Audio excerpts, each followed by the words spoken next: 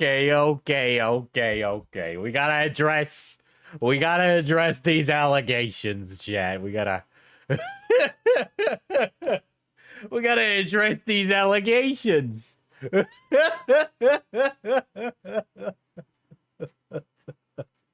Oh.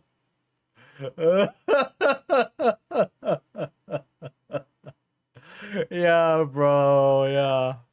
What's happening, guys? So, you might notice the VOD for last stream is gone.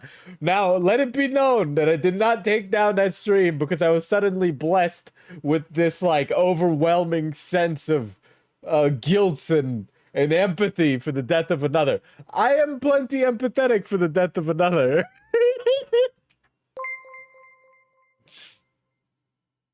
Congratulations on catching yet another body boss man. To be clear, my last stream, for those of you who were not there, was a stream about King Cobra JFS, who is a man who routinely drinks, like, what I can only describe as artisanal toilet wine. He'd make mead, honeyed wine, within his own home, and it would basically be borderline sludge he was eating.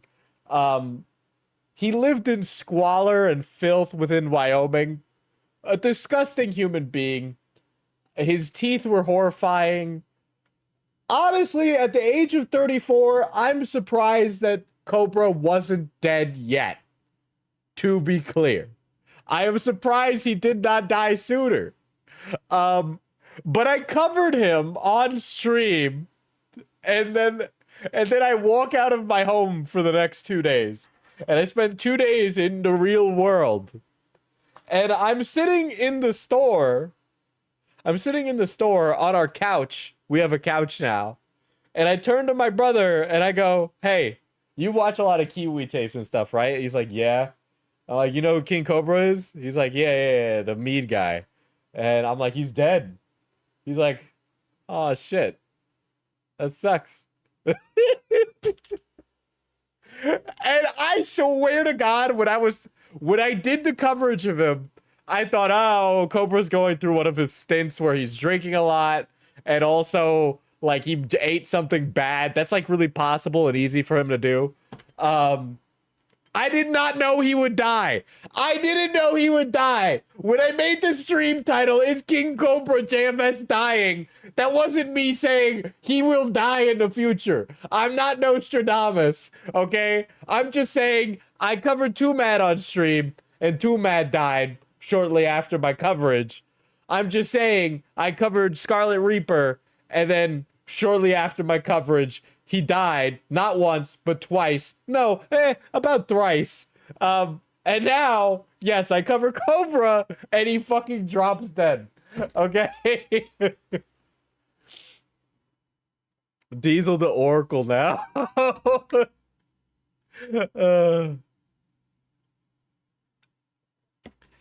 I didn't take down the VOD because I felt bad. In fact, to be clear, I was very apathetic towards Cobra dying. It happened.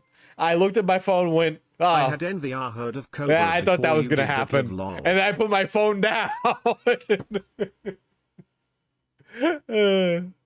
I never heard of Cobra before you did that live. Well. Can you never cover me? Why'd you kill the most normal lol cow? Let's not mince words here. Putting Cobra in the normal tier of society is a bit gracious. Okay? Let's not posthumously whitewash Cobra for what he is. Is he like a rapist? As far as I don't know. Right? So, you know, the bar is in hell, but that doesn't mean we go down to grab it, right?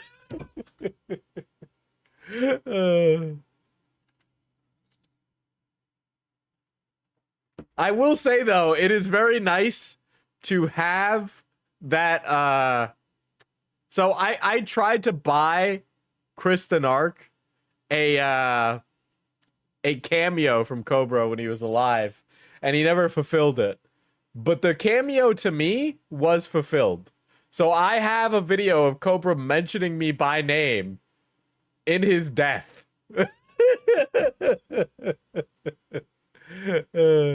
Like so another thing, right, is that this happened, chat.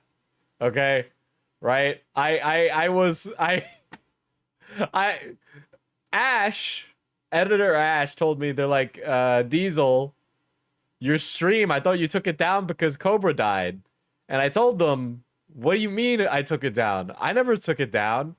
And they were like, yeah, that stream was doing numbers. You made tons of views on that Cobra stream. And I went, really? What do you mean it's down? And I go look, and I find out that I have a community guideline strike. Okay?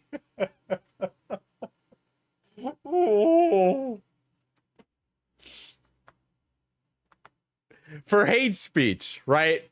So I go to look at what this violation of the community guideline strike is, and I'm like, no fucking way. Which, by the way, this still could have been a manual report. I don't know. Okay. Just can't speak ill of the dead. Sorry. So, to be clear, I checked what this was because they tell you what you do now. And for those of you unaware of my past, yes, I used to be a professional racist. Yes, I make fun of it all the time. That's part of the fucking joke, is that I'm not racist and that I'm hella woke and I love POC pussy. What an insane statement. It's been a while since I've been live, so I'm a little worked up. I love POC pussy. Me and the colored people, we go way back.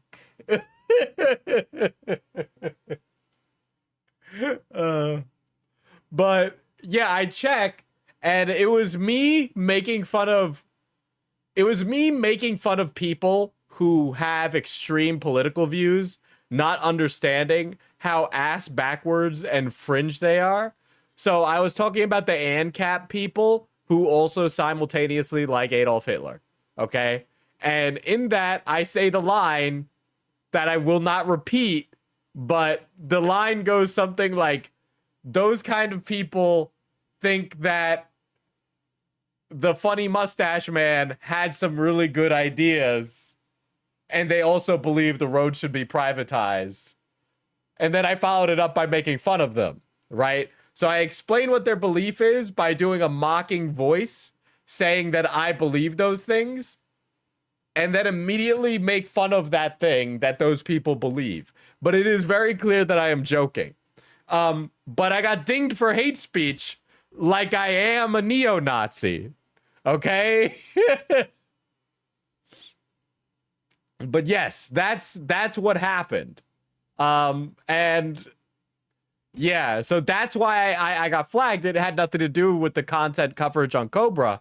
But I do think that this was a manual strike. Now, I don't know for sure, and ultimately, I don't care.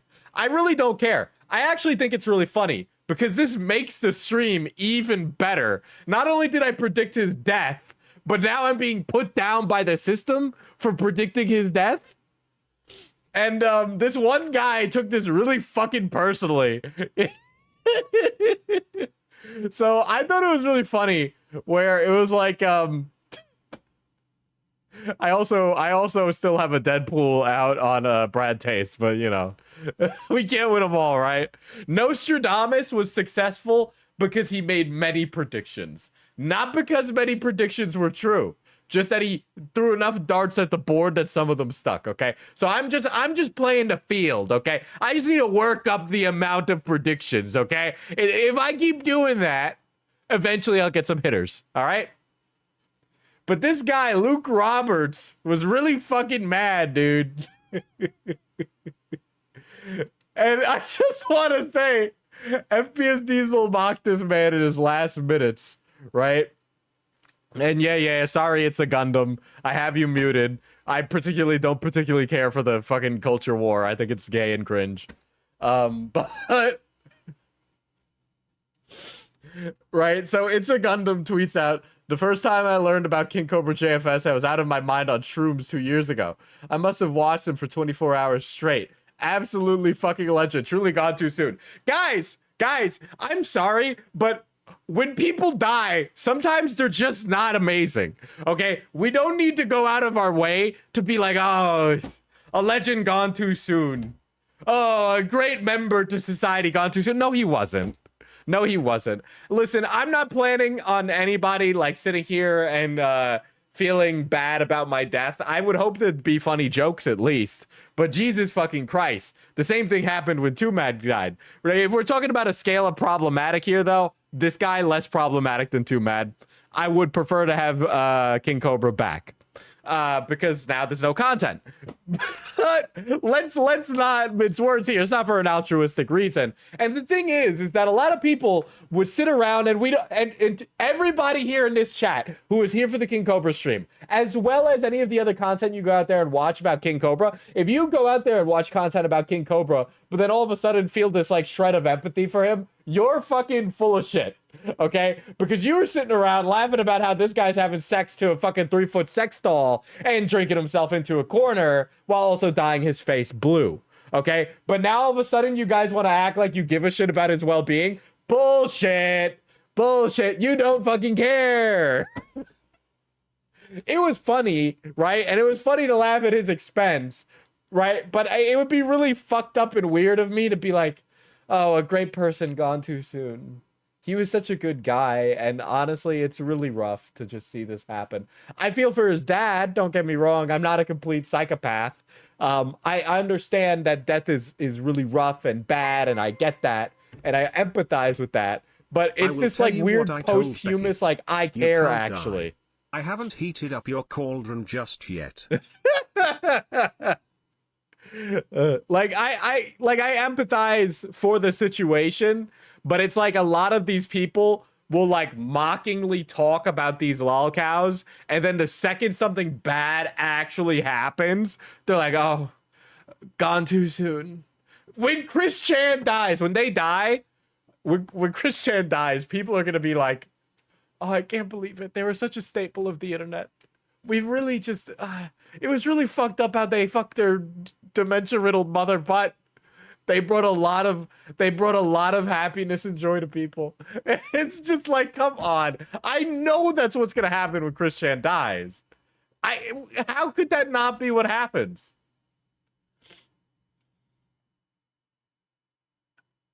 Kiwi Farms is so pissed off at Reddit because Redditors kept giving him alcohol and showed him how to huff dusters. Jesus Christ.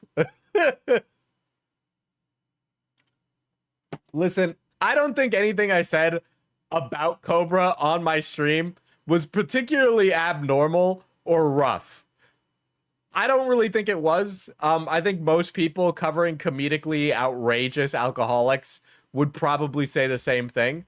I've said worse about richer, more affluent people. I said worse about that Minecraft YouTuber who got the fucking drunk and disorderly and shit.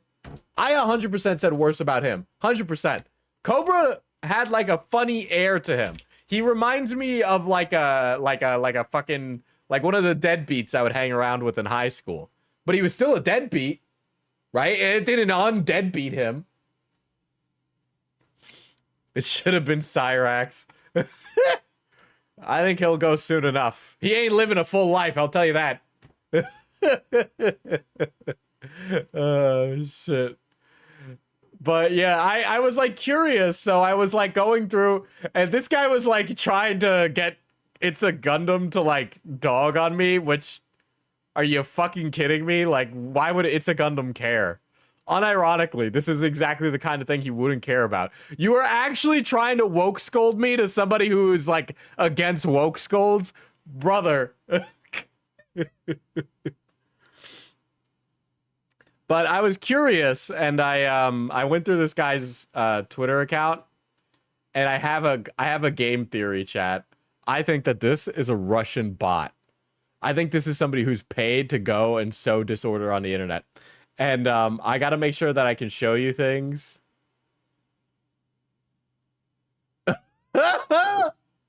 I actually don't even know where they lie on. No, I don't think it's Scarlet.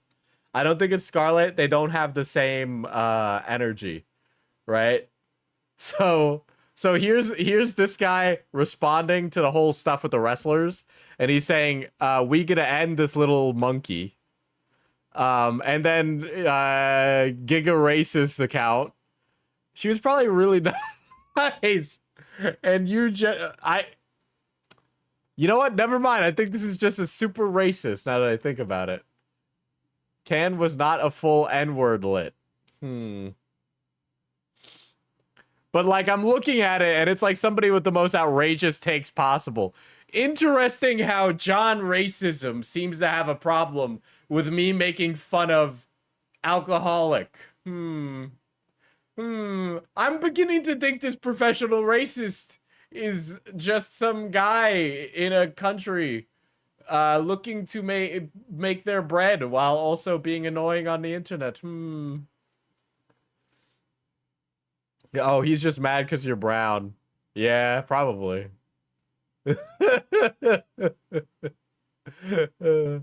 Like, who gives a shit? You mocked Cobra as he was dying. I know!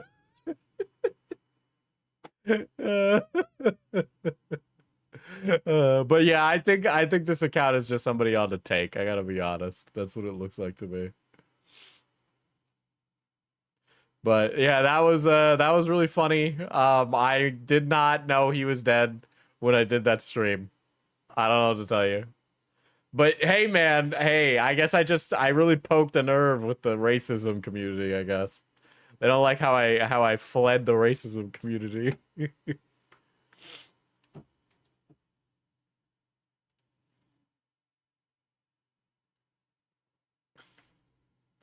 At Diesel IRL, I mean, I felt bad. I think it's because of all the lolcows he had a sliver of hope. When most of them are or have become monsters, Cobra was just a sad, drunken weirdo. I mean, yeah. I don't know. Is it just me, or do I don't kind of really get like emotional anymore about like whether or not a lolcow is like a monster or not. It all kind of blends in. Membership. Can't believe the racists hate a brown guy. Yeah, man, they need to start letting the DEI in, honestly. I don't know, maybe I'm just like really like shielded to that, but I feel like I've kind of worked out the feelings out of my system to be like upset about how awful some lolcows can be. Safe to assume they're just not good people. Yeah, you have to be outrageously dysfunctional to be considered like a real lolcow. Not when like some commentary glupshitto just labels somebody a lolcow. I mean, like general consensus in society deem you a lolcow. That's different. I can't believe that Diesel would mog someone to death. And Diesel, I'd do it again. I didn't even know I did it. I didn't know that I aura farmed so hard that guys just dropped dead. But you know what? God, I'm not gonna invoke the Lord's name. I'm not a religious man, but God, once my contract is over, I have some funny stories. Well, I guess that's kind of tied in. My my boss, he's very superstitious, so he'd be like, don't do that. I fell in love with my psychiatrist, and he knew, and he kept me until I had the strength to leave after. Oh yeah, I think I should preamble this. So yeah, basically Diesel's going to get smited. Listen, I'm a faithful servant. I'm a faithful.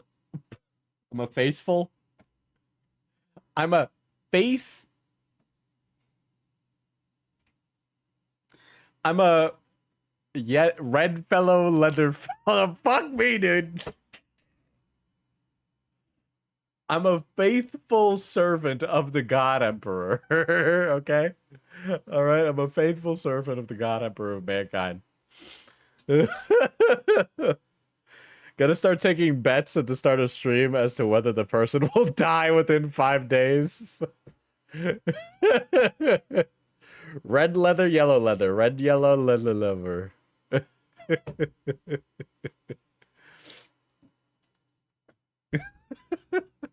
Okay. So tonight's topic is this lady who apparently fell in love with her psychiatrist. I'm raw dogging this, but apparently this has been drama slop that some of you have been following for a little bit.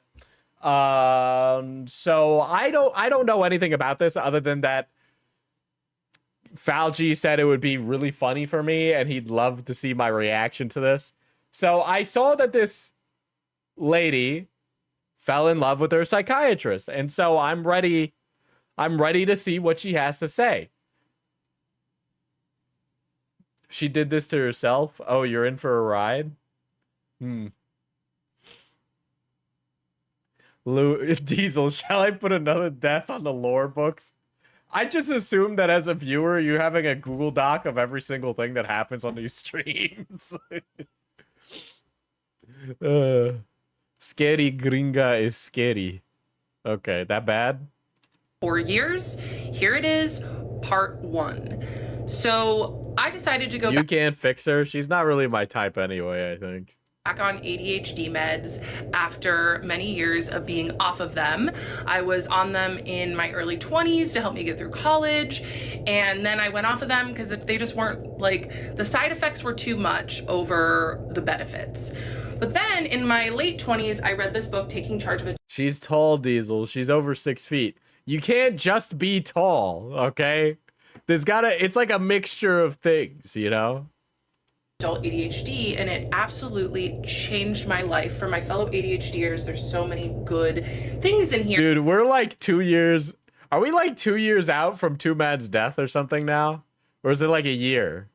Has Two Mad been dead a year? And yeah, I think it's been like a year and a half or something. And the biggest thing that I took 3 away years? Don't even, dude. was that it's very important for ADHDers to be on meds. So I decided to make an appointment with a psychiatrist. I just Googled psychiatry in the city that I lived in, and I went with the first one that came up, and I got an appointment within a month.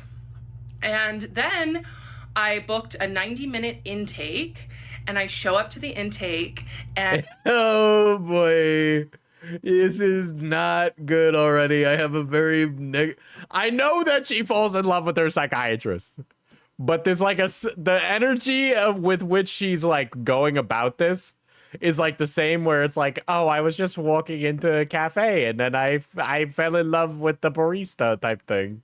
and this man is my age. I think it'll be 2 years next February because Two Mad died near Valentine's Day. I'm going to do an anniversary stream, mark my words. Oh, just like he's going to do a melon stream. Yeah, well, that one I can do sitting on my ass. And I can't help but notice that he's pretty attractive, this psychiatrist. That's crazy. This would be a really different video if it was a gynecologist. And he kept me anyway, part 2. She's a crystal girly god. So in this intake, you know, I kind of clocked that he was attractive in my age, but when I tell you that I've had a lot of couch time in my life, a lot of therapy. I've had a lot of therapy, but none of them have been this hot. You know, I just went right into it. I trust Praying to God for OBGYN. Oh. him enough, of course, why wouldn't I, to tell him about my childhood trauma, my daddy issues, if you will. God damn. Oh boy. Oh boy. There's something to be said about how people are so open on the internet, dude. It is okay to not share every little deep detail. When you, first of all, I could have presumed you had daddy issues based on the topic of which we were discussing today. But also, spelling it out for the rest of us is really just super just beautiful. She's got daddy issues in 6'2". Shit. Oh my god. I'm clocking into the date and call me Danny DeVito. I'm fucking 4'11" up in there, dude. What I had went through, all of the relationship trauma that I had. I was 6 months sober at this time, but like all of the drinking and Oh my god. Oh my god. All her therapists need their licenses checked. Listen, man. You can only do so much.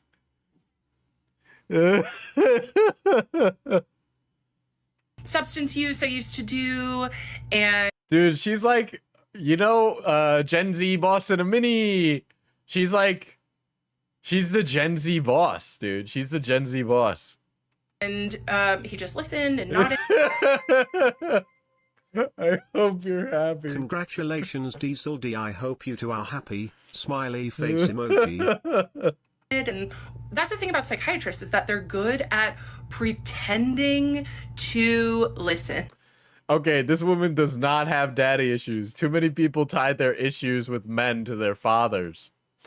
This woman has serious mental issues. I mean, in some respects, isn't that like the first like male that a woman will interact with? I mean, I think maybe there's like a generational issue where a lot of younger millennials, and this lady's like what? She's probably in her 30s, there's a problem with millennials and Gen Z. Their parents, they didn't give them the mental affection they needed. They can appear connected, but that doesn't mean that they're always The first male relationship. You know what I mean? Don't make it Freudian. connected. So I just felt really seen. And I also told him, I was like, look, I don't want to be on stimulant meds. So he listened to me and he put me on the non-stimulant ADHD med at the lowest dose just to figure out if it was going to work for me. Part 3. So I hadn't ever seen a psychiatrist before. When I was on meds in my early 20s, I only got meds from my primary care physician. So I didn't understand how psychiatry works. So because he was figuring out my med dose, I saw him every month, and he just made me feel like I was his friend. He was really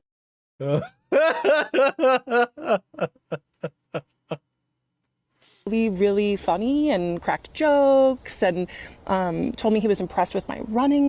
Yes, but I had a relationship with my dad. The one who ruined my views on men was my mother.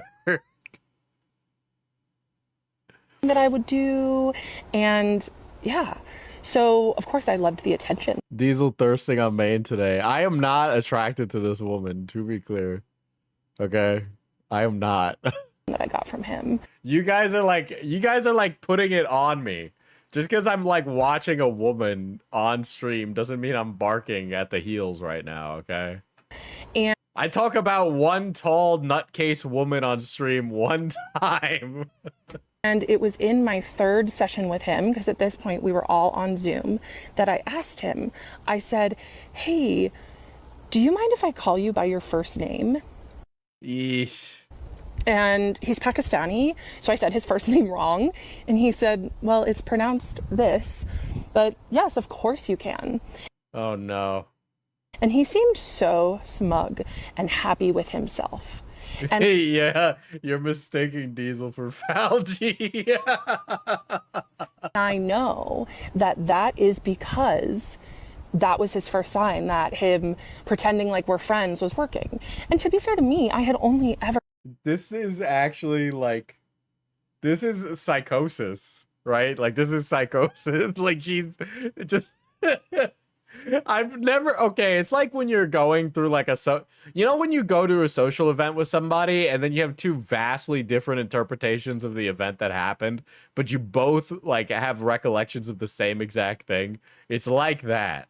Been to therapy before. I didn't... This lady or the New Jersey drone woman who talks to fairies in the backyard. How is that even a contest? The lady who talks to fucking fairies in her backyard. She's beautiful. Psychiatrist appointments are less than 30 minutes and are about meds. Therapy is the one that's 50 minutes, so if she fell in love over that, she is what we might call koku or fucking nuts. realize that, you know, it's important to call your doctor last name. I mean, I did know that. I did it with all my other doctors, but it just showed that the boundaries were blurring, and he liked that. So from then on, from my third session... I've never seen the fairy lady. Hold on, I can pull up the fairy lady. Hold on. I think I subscribed to her. Hold on. I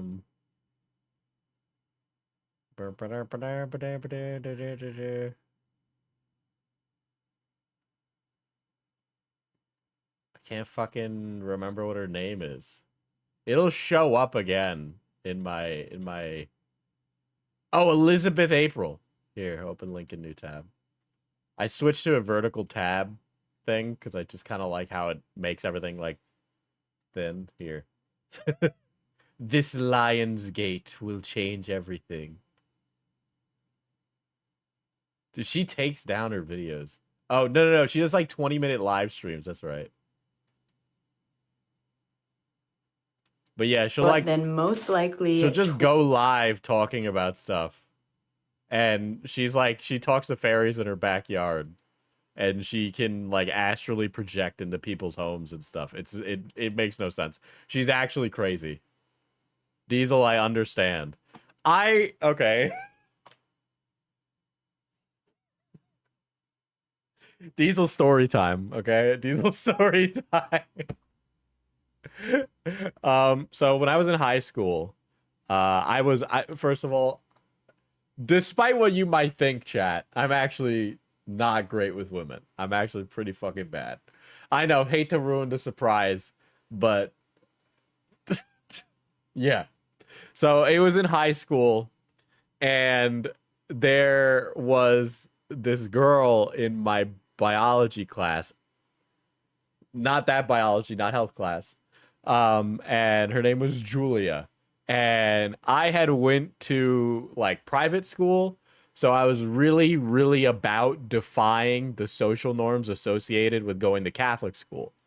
So I was only like really attracted to like goth women, right? So when I mean that, I use the chicks from Scooby-Doo as an example, the Hex girls. You know, at the time it was still kind of new to have like a nose piercing. She had a nose piercing and gauges, and her hair was purple.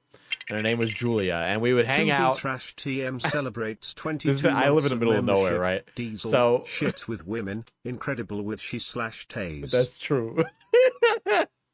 And we would hang out, and vapes were big, and so she would either hit a vape or a cigarette by the Dunkin' Donuts after school, and we would all hang out, and I would hang out with all the fucking delinquents until I had to like go. Is this the Onion Town chick? No, this is not the Onion Town chick. But I remember like I had asked her out, and she just like laughed in my face, and then she was like, Diesel, except she used my real name, right? Diesel. Couldn't you tell I'm gay? and it had never occurred to me at any point that she could be really gay. But all this to say, you know, we were friends for a very long time after that, but I should have known. There was too many signs. There were too many signs, right? Like, oh, she was like, you know, smoking cigarettes, but like understood mechanic stuff. She knew how to fix cars, guys. Okay? Come on.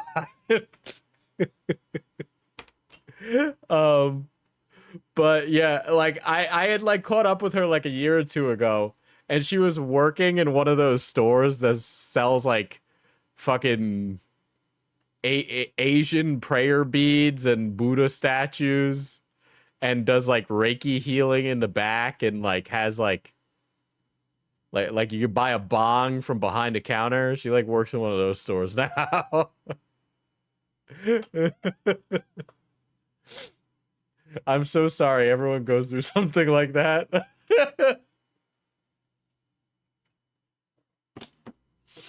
But yeah, that was a moment in time. Good times, high school. I started calling him his first name. And then he just Dodged a bullet. She wasn't aiming at me. She was aiming at the ladies. started turning up the volume on us being friendly. And he would Wasn't Xylee a mechanic? She was a mechanic. You know, when the cabal was a thing, I would like jokingly flirt with Xylee, and she was like, maybe if I was 30 years younger or something. Maybe if I was 30 years younger and not married.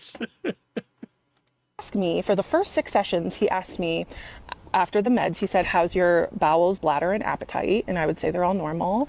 Wait, didn't you have another girl you dated in university that was also gay? Yeah. That was the one that was like a biomedical engineer, and she like cheated on me with her little in the sorority. And then he would ask me any thoughts of harm. And I To apparently be honest, you would have never known that she was gay. She didn't even know she was gay, to be honest. that's pretty common for psychiatry to ask those questions. And then on our 6th session, when things were really, Diesel the gay magnet.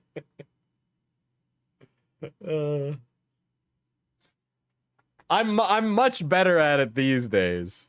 That sounded wrong. Let's focus. chemistry was starting to be there before. Like, I didn't realize it. I was like, oh, this man is just friendly. And he said, I have to ask this because it's a special interest of mine. But is there any thoughts of harm? Like, Is there any thoughts of this is a special interest of mine? Ask something related specifically to his job. I was special to him. And I said, no thoughts of harm. And he didn't ever ask me a clinical question again. He stopped asking me about my bladder, bowels, and appetite, and he stopped asking me about thoughts of harm. Mm-hmm. So to me, I would just show up and he was like a therapy appointment every month. So I was seeing him every month and just gaining more and more respect for him because he would just tell me these little This lady, okay, so I don't know if you guys have ever seen those books in Barnes and Noble. But for those of you that know what those books in Barnes and Noble are, this lady wants to be living in that experience, and she's just imagining that experience happening in real life.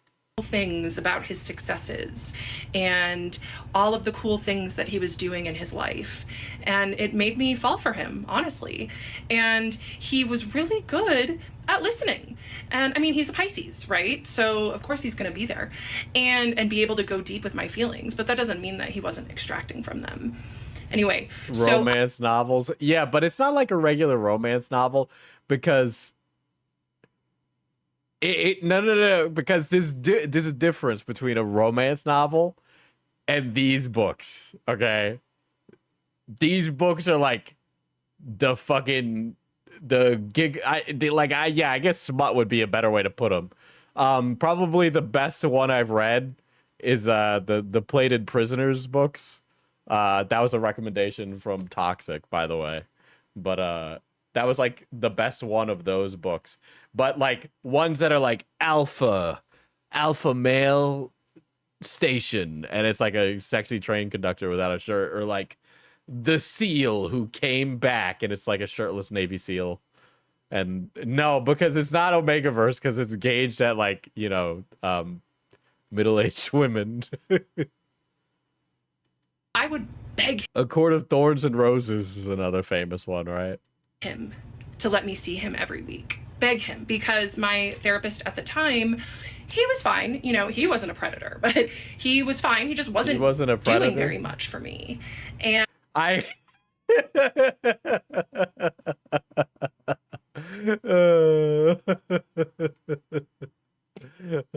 And so that therapist retired, and I got a new therapist. And this new therapist, who is a 75-year-old woman with a PhD. Well, it's pretty clear from the start of the first novel that Plated Prisoner is like about an abusive relationship. she was pretty helpful. So I stopped asking my psychiatrist, begging, honestly, to be my therapist and let me see him more, right? Which also should have been a red flag. But then I started focusing on this therapist. However, I would tell the therapist how obsessed I was with my psychiatrist, and she didn't do anything about it. What do you mean? She just was interested. She also loved stories about my dating life. Maybe she's like trying to like pull something out of you there. And yeah, Her she chat also trained on vampire romance fanfic.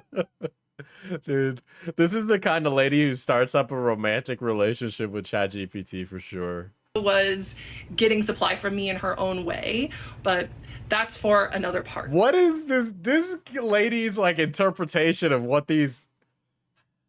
I don't know. I feel very, when it comes to like therapy and psychiatry, at least with therapy more specifically, I feel like I'm so like service oriented in my brain that I'm just like, okay, I get to talk to you and then you just sit there and you take it.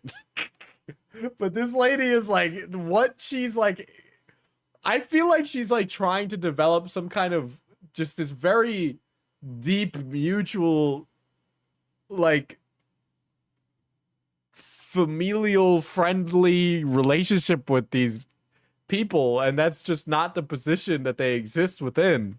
So yes, so I got a new therapist who actually helped me. She taught me CBT, EFT, all of these different modalities. And so I went back to just being okay with seeing Irfan once a month while he was giving Irfan, we're just gonna name docs Irfan like that. Dr. Irfan didn't ask for this. me these little breadcrumbs of making me feel special, telling me about his professional achievements.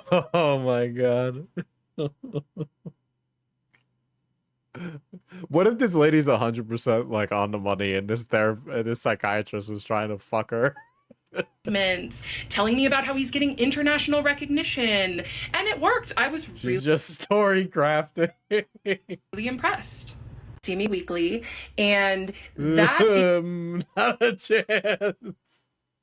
is when the intermittent reinforcement started. I was playing Uma Musume for a while, but I'm kind of like right now. I just don't like. I'm all about the gambling. I'm all about the gambling. That's a.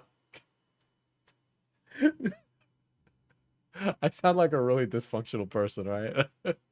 Some sessions he'd be warm and kind and wonderful and let me in on little parts of his life and like be vulnerable with me or pretend. Other Be sessions, honest, you're playing too much Nikkei. I unironically haven't had time to play anything, which is a real shame because I really feel like I'm missing out. I work so much that I don't have time for anything. I know that sounds it is kind of rough. I am starting to really feel it. And the store opens this weekend, guys. I'm opening the store this weekend, so I've been really fucking busy. With that being said, I'm really fucking tired. I know I seem energetic right now, but that's because I'm 2 energy drinks deep.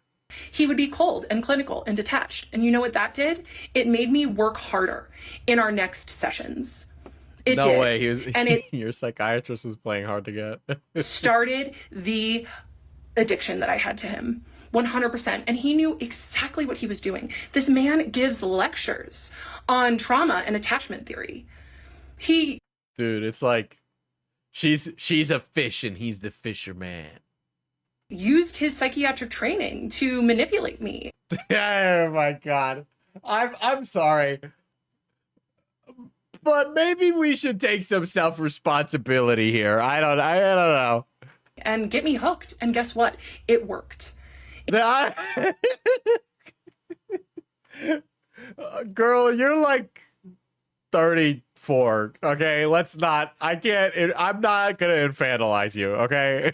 In January of 2024, I was hit by a car turning left. Oh my god. I was hit by a car. I was fucking abusing drugs. I was alcoholic. I'm gay. I'm new in town. Like, As I was going through a green light. And It was the night before my appointment, my next Does this count as a midlife crisis? 100%. appointment with my psychiatrist. So I was like, okay, I'll still be able to go to my appointment on Zoom. I'm okay. But I did make an appointment with an urgent care the next day just to get checked out. I had bruising on my abdomen and a perforated eardrum. How did you walk away from that crash? How did you drive away from that car crash? How bad was the crash that happened? And the provider at the urgent care said, She should have gone to the emergency room the second this happened. do not feel comfortable treating you. You need to seek emergency care now. You may be internally bleeding. But it was 11 o'clock in the morning, and my appointment with my psychiatrist was at 2. Okay. Oh, you're about to say you went to the psychiatrist instead of the ER. Okay. So I decided that I was going to wait so I could see my psychiatrist and not have to reschedule. Oh my god. I mean, you can really knock out 2 birds with 1 stone here. Like, let's be real. You're going to be waiting in the ER. Because I was looking forward to my appointment with him so much. I look back at that time and I'm just like, oh my God, I put my own life. Dude, to think about it, I could T-bone somebody in my car and I'm not even realizing that they're the most mentally ill person that I've come into contact with in the last 10 years of my life. Under seeing him. I was fully addicted to him at this point. This is actually really scary. I am like, this is like a nightmare scenario, dude.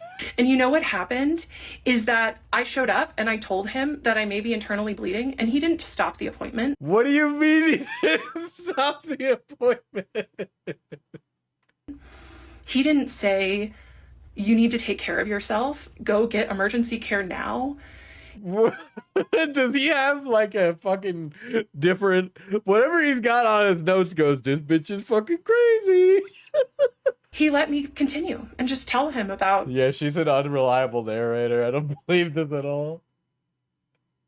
How much I loved him and how grateful I was for him, because that was really What is he supposed to say? You walked in, obviously you're fine enough to have the appointment. What do you want from him? It was a Zoom appointment, but what most of our appointments were, is me just like pouring myself out because he was so good at the intermittent reinforcement. Yeah, I got some warmth from him that appointment. Oh no, she's taking away the wrong lesson. So that was January 2023. And I also told my therapist about this. She said nothing. See him? That's What was when he really started turning up the intimacy in our appointments. However, he was really smart and knew the professional lines like the back of his hand. So like you. So I've been reading this book. It's called The Death of Expertise, right? And the book is about how it's like the double-edged sword of like the democratization of like knowledge, right? And now that we have everything at our disposal, there is this overwhelming like burst of like unprofessional talkers who just say things as if they know everything. And being a patient to many psychiatrists and therapists does not make you qualified to be one of those things. It is different. Diesel, she's having most of these appointments over Zoom. Yeah, that's why I said earlier. Of course she could get to the fucking appointment easily. It was over Zoom, So when he like, she could have gone to the ER and had that appointment at the same time. He would comment on my appearance, but not compliment my appearance. So I would come on screen and he would say, "Oh, you curled your hair," or I would come on screen and he would say, "What is he supposed?" "Oh, you're wearing glasses." And of course I felt seen and excited that he was noticing these things about me. I didn't. Okay, I just want to say for the ladies in the chat, for the she's and the she theys, or even the they theys, okay? They theys, what am I? They thems. Straight men specifically. They don't know signs like that. Thanks a lot, sis, man. This is like the joke in Family Guy about like she's sending me signals, but they're not obvious enough. And then the signals are like her like going like this, where you like with the air traffic controller glow sticks to her in bed. But no, unironically, I feel like sometimes people are like, I'm sending him signs, and then the signs are like, I couldn't even notice them if I tried. Didn't realize at this time that he had feelings for me too. I thought I was holding them all by myself. So I was so excited when he noticed my glasses that I ran and showed him my other pair, and he said, I prefer turtle shell glasses. So even though I usually wear contacts, I'm wearing these turtle shell glasses in these videos. The turtle shells are giving okay, unironically, hot take. This has nothing to this goes for anybody.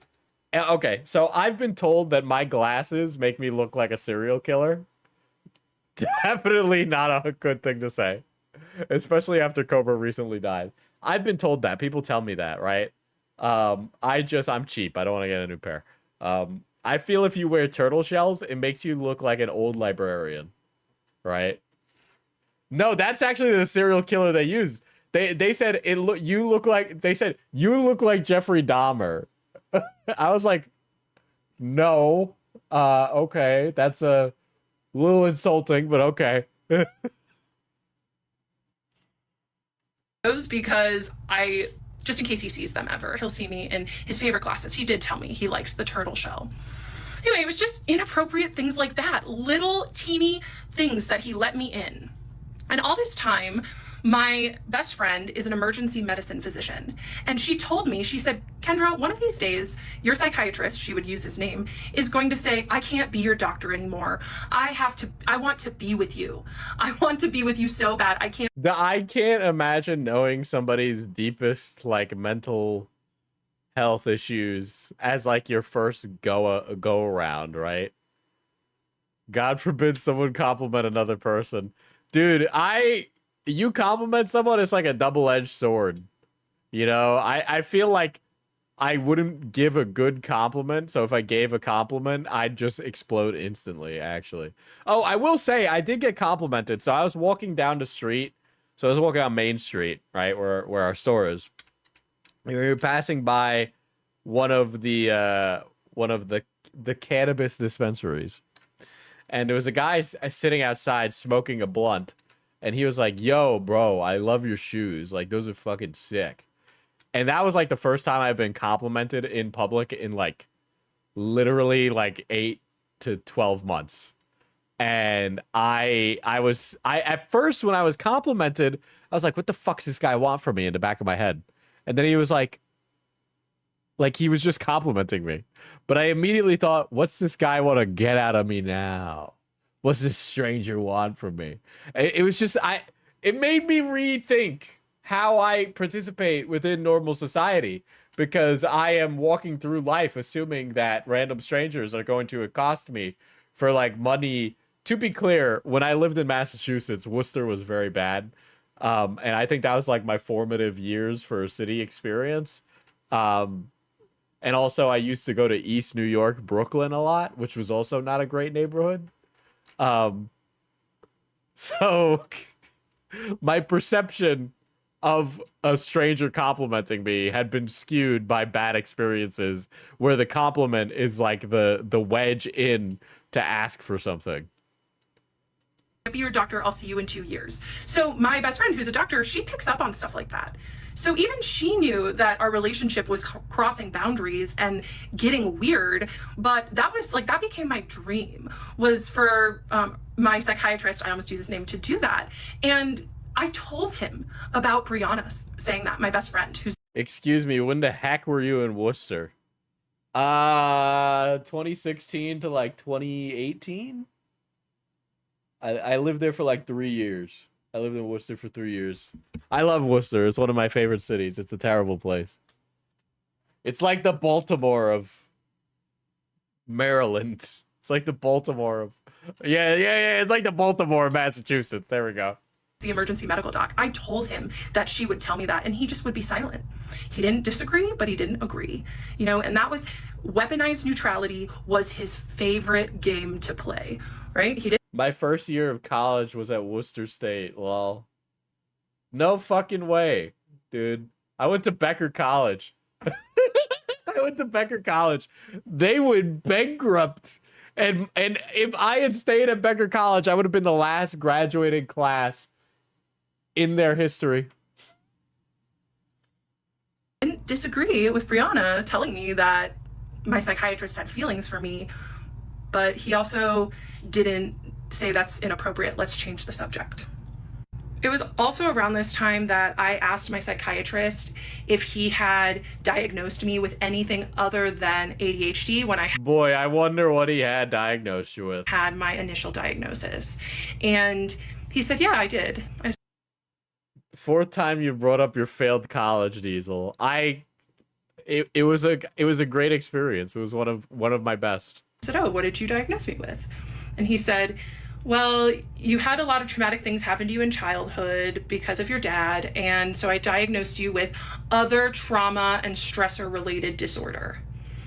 And that was the first little ping that I got of like, that was weird. Why would he keep that from me? I asked my, like, why wouldn't he tell me that? That seems important. He didn't tell me because he was using that information to manipulate me. He knew I had trauma and stressor disorder, and instead of helping me heal from it and telling me about it, he used it against me. January He didn't use it against you. What was the equestrian classes or the Transformers porn roommate? Okay, but what about the other roommate who would sleep all day and then eat Domino's pizza at 3 a.m.? And so one day when he was at class, I read through his diary. What about that guy? Yes, I've read through my roommate's diary. 2023, at this point, I was full-blown obsessed with my psychiatrist, and my therapist wasn't helping me. My psychiatrist wasn't helping. Equestrian classes. Yeah, my original college was known for two things.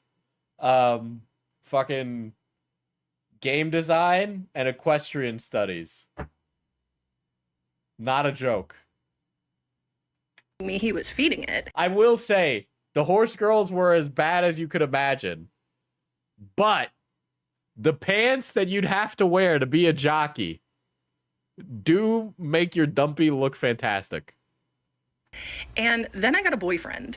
And at first, my psychiatrist wasn't really that keen, but then my psychiatrist realized that my boyfriend was a lot. I love being your lore librarian. I don't even know. I am so curious to know how you keep track of all that. my psychiatrist. And then I started talking to my psychiatrist about my sex life, about tracking my cycle, using the fertility awareness method. And my psychiatrist loved it. He didn't never say, this isn't inappropriate to your care, let's pivot. Oh, he just let me talk and talk and talk about my sex life. And I didn't get too deep, but years of just choosing to watch you. You keep it all in the noggin. I love horse girls. A ride with them will change your life. That's a real singer, isn't it?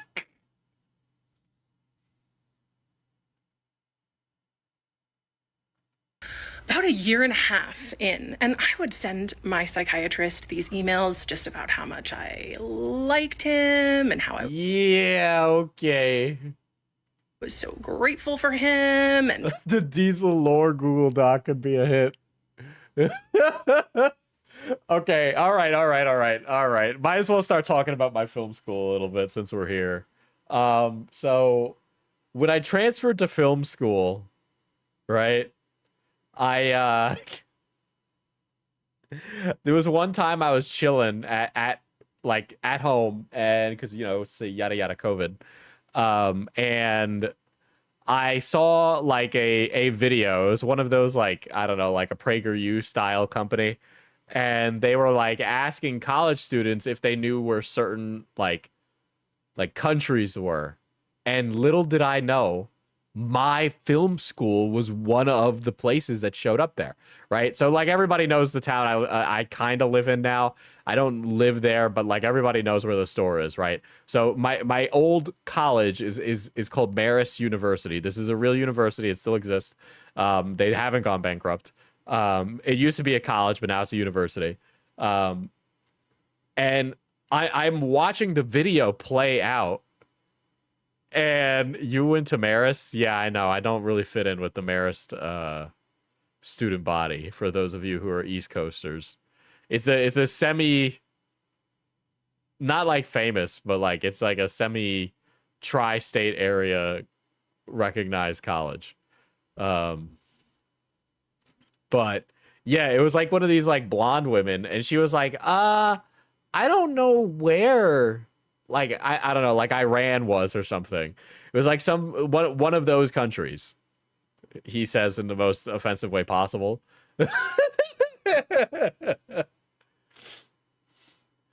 But I had saw that there, and I'm like, damn, that really fits the bill. Put in a bunch of heart emojis. And this is really when he should have transferred my care, but you know, he waited. He liked what I gave him too much. And so even though my boyfriend did not meet my needs, my psychiatrist and my therapist both were like, you have to stay with him. There's nothing wrong with him not meeting your needs. I'm like, okay. And my psychiatrist was like, he's perfect. Don't get wrong with him. And what was perfect about him was he wasn't meeting my needs. So I was still coming to my psychiatrist looking for emotional validation, which he would drip to me slowly. I think this lady has really conflated what a relationship is versus what a therapist and psychiatrist do. It's actually kind of astounding how profoundly incapable she seems to be at understanding those differences. There's something actually kind of alarming and like unironically scary about how she doesn't seem to understand it. She's so confidently like wrong, which is really scary. I mean, she's talking about this like post-event, but her perception of the event is still wrong. So my therapist, who I didn't know at this time had bad boundaries, but she did. I went to her because my boyfriend and I, after... Now tie this in with your love for the gay scene with Raiden and Vamp. To be clear, that was not a gay scene. They were fighting, but also breakdancing. Okay? And Vamp, I believe, is canonically bisexual. But Raiden is married. He has a wife and daughter. like more than a year together. I mean, that doesn't make him not gay or bisexual. I'm just saying that there's evidence to the contrary. We started having issues in the bedroom. And so I went to my therapist and she asked me, what does your psychiatrist think about this? And I said, I don't know. I haven't talked to my psychiatrist about this stuff because I have a crush on my psychiatrist and I don't want to tell him this intimate of stuff. And she said, well, you should tell him because I want a male's perspective. So at my next appointment with my psychiatrist, I told him, I said, today we're going to talk about my intimate life. And he said, oh. I said, yes. My psychologist, my therapist, asked what your opinion on it was. And I told her that I don't talk to you about this intimate stuff because I have a crush on you. And he looked down and smiled so big in that. He's like looking down. Have you ever gone to a doctor and you're like an asshole or an idiot, right? Because we've all been there.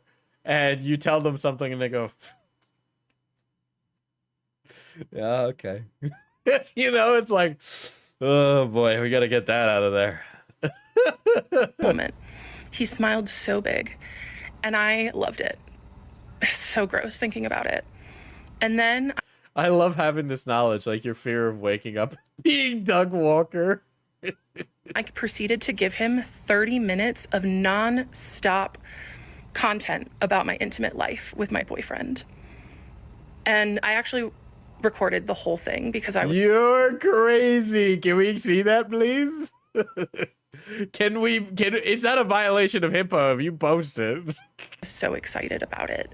But now it makes me sick. I can't even listen to the recording I've tried to start, but it's gross. Any ethical psychiatrist would have stopped me and said, Kendra, let's talk about your meds. Let's talk about your... He would have been like, well, I don't even know how you square that circle. I don't know what you do as a psychiatrist, right? Do you go, okay, Kendra, that's not what our relationship is like. You can never be with me. care. At this point, my meds were stable. Hey, I don't know about that. And I was still seeing him every month. Yeah, that was a rough time. And it was pretty much his Christmas morning, the almost 2.5 years of grooming me to... Grooming? Grooming! Grooming! Grooming! What do you mean? Oh, oh my God.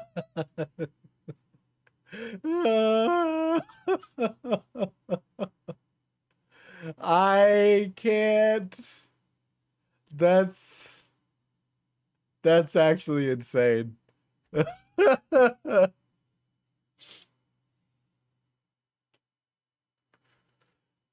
God. To get me to talk about sexual things with him worked.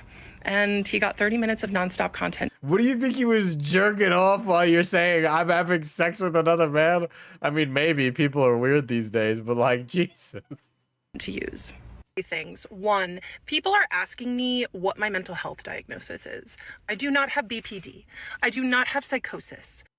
I do not have BPD. I do not have psychosis. You might want to get a second opinion. I have ADHD, and I was experiencing extreme limerence with my psychiatrist. Extreme limerence. You know, as we all know, I'm a college-educated man, but like, Jesus, I don't even know what that means. Limerence is a normal thing to happen to anyone who is experiencing hot and cold behavior from someone. And it happens more often in people with ADHD because we have dopamine dysregulation and oh my God. rejection sensitive dysphoria. And guess what? Rejection. I'm sorry. I don't listen. If any of this shit is in the DSM whatever number we're on, okay, if any of this shit is in that, I fully stand corrected. I'm gonna defer to the opinion of experts in this situation. But as a lay person, I can tell you that none of this sounds like it's real, and it sounds like you're making it up to make excuses for your bad behavior. My psychiatrist knew that and used it to his advantage. 2, I accidentally said my psychiatrist's first name in one of my videos. If you clocked it, good for you. I do not owe him anonymity. However, this is not about doxing my psychiatrist. This is about me sharing my story. Her eyes widening is starting to freak me out. So rejection sensitive dysphoria exists, but it isn't even close. Chatters, can one of you explain what a rejection sensitive dysphoria is? Suicidal Slaw celebrates 26 months of membership. Is she diagnosed with autism because she is a Riri? Well, you know, I mean, things can be two things. Thank you, Slug, for the raid. People can view predatory behavior in people in power, okay? If anyone doxes my psychiatrist with his last name Listen, lady, it sounded like you have a problem with your psychiatrist, and you're like, it's kind of sounded like you want his medical license revoked, man. City that he works in or clinic that he works in, your comment will be immediately deleted and you will be blocked. This is about protecting other victims, not... It's basically just having disproportionate reaction to rejection or perceived rejection. Ah, okay. Limerence is a state of involuntary obsessive infatuation with another person. Ah, okay. So is this like what happens when a guy gets like a nice interaction with the cashier at like the fucking Walmart, and then he's like imagining his life with them or something? doxing my psychiatrist. If you do Sometimes, yes. some investigative work and you want to DM me about it, I'm open to that. Okay? Wow, it's kind of like we got a mental health crisis or something. I think somebody should do something about that. 3. I need to take a moment. More like obsession with a streamer. To be clear, I want you guys to be obsessed with me. I want that parasocial relationship. Moment taken. It is so incredibly disturbing to me, the amount of people that are predator protectors in my comments. All right, predator protectors. This lady is yelling inside her 2015 Honda Accord outside of a Walgreens right now as she's doing this, man. Comments that are victim blaming me, especially the mental health practitioners in my comments using therapy speak to say that this Big news, I have obtained a Latina to annoy. She brought me snacks. Also Deeslows me money.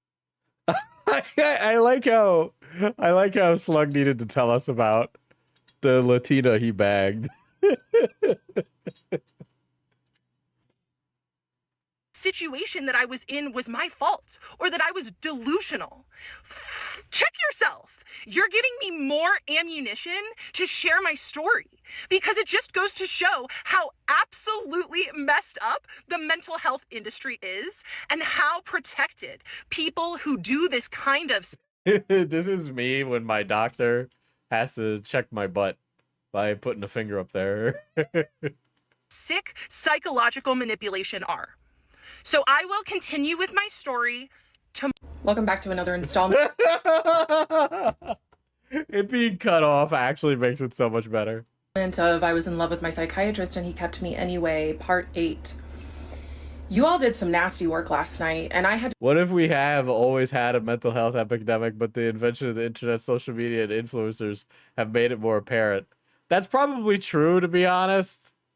I feel like the world got infinitely crazier after the pandemic, and I can't shake that fact. But also the mass adoption of the internet, as well as the like immense proliferation of TikTok, could also mean that that is also true. I suppose both could be true simultaneously. You know, it's very hard to say. But they're definitely look. It's very clear that a lot of people are getting their needs addressed. Or the system isn't addressing the needs. Or both. Actually, both can be true in this scenario still, too. to turn off comments. People started posting my psychiatrist's first and last name, his picture in the comments. That was a jump scare. So, yeah, a few bad actors who wanted to be super sleuths got the privilege of... We just used to lock these people in attics and asylums. To be clear, this woman would have gotten a lobotomy. That is what would have happened to her. Commenting, mostly hate, let's be real, taken away for everyone. So at this point in the story, there are two main players. My psychiatrist, who's my age, who crossed major ethical boundaries, and my therapist, who is a 75-year-old woman with a PhD. Neither of these people, at this point in the story, I knew were crossing boundaries. I thought that I think the world sees you for what you are, lady. You're nuts. hunky-dory and that I was just in love with my psychiatrist and it was totally normal. Little did I know he was manufacturing everything so I could fall in love with him because it was he was planning everything. So I'm reading a webtoon right now. Diesel says sounding like another crazy person. To be clear, I'm reading this webtoon along with Hal as I read things that are meant for women whenever a woman recommends them to me because I'm an idiot. But there is a webtoon called Tears on a Withered Flower, right? And let me pitch this webtoon to you guys, okay? So it's this lady who's in an obscene amount of debt in Korea. And she's in a loveless, failed marriage with her husband. And oh my God, I'm about to be called out. And her husband is like a cheating bastard who hates her and says that she's a frumpy old bitch. And she's like this hot woman. She's like a hot person. So he's like just lying through his teeth for some reason. I don't know why. And she starts getting like a relation, like a friendship / relationship with this mysterious, hot, wealthy young guy. Who's also like 7 feet tall, you know, he's fucking ginormous. And also he's probably like a mob boss's son or something, because that's what these webtoons are. And so like she'll go home to her dilapidated home and her husband will be like, give me money, you ugly woman who nobody would love. I need cologne. And then she'll give money to her husband. And then the rich guy that she knows will be like, it's okay. I care about you. Here's a flower, right? And it'll be stuff like that. And anyway, it turns out like this is like semi a spoiler, but also not really. Turns out the mob boss guy, he had been watching her for a long time. And he had been planning out every interaction they had, right? Like, he'd been planning it out with the intent to play the long game and get her to leave the husband and go to him, okay? But yes, her proportions are insane. I'm not gonna lie. But yeah, that is basically what it is. And she's like the fuck. Anyway, the point is that this lady is saying the same thing as what happened in a webtoon. Okay, so I just think it's really funny. Him to set the professional boundary and not let attention build. So days after, I think that if you're in your mid to late 30s, you should have the social and emotional intelligence to be able to notice that like a psychiatrist and or therapist is not your friend and or lover. my psychiatrist's Christmas morning appointment from a few videos back where he got a crush Didn't she say he was Pakistani? Maybe he doesn't celebrate Christmas. confession from me, and then 30 minutes of non-stop intimate content that he did not stop me. My boyfriend and I broke up days later. So then I started dating this I other wonder why guy. they broke up. And this other guy, this new guy, was a therapist. And I was Dude, like, this oh, new guy I'm seeing is a therapist. Uh-oh. great. Someone who will be able to emotionally meet my needs. Yeah, and I'm going to date another therapist. Okay, no, dude. No.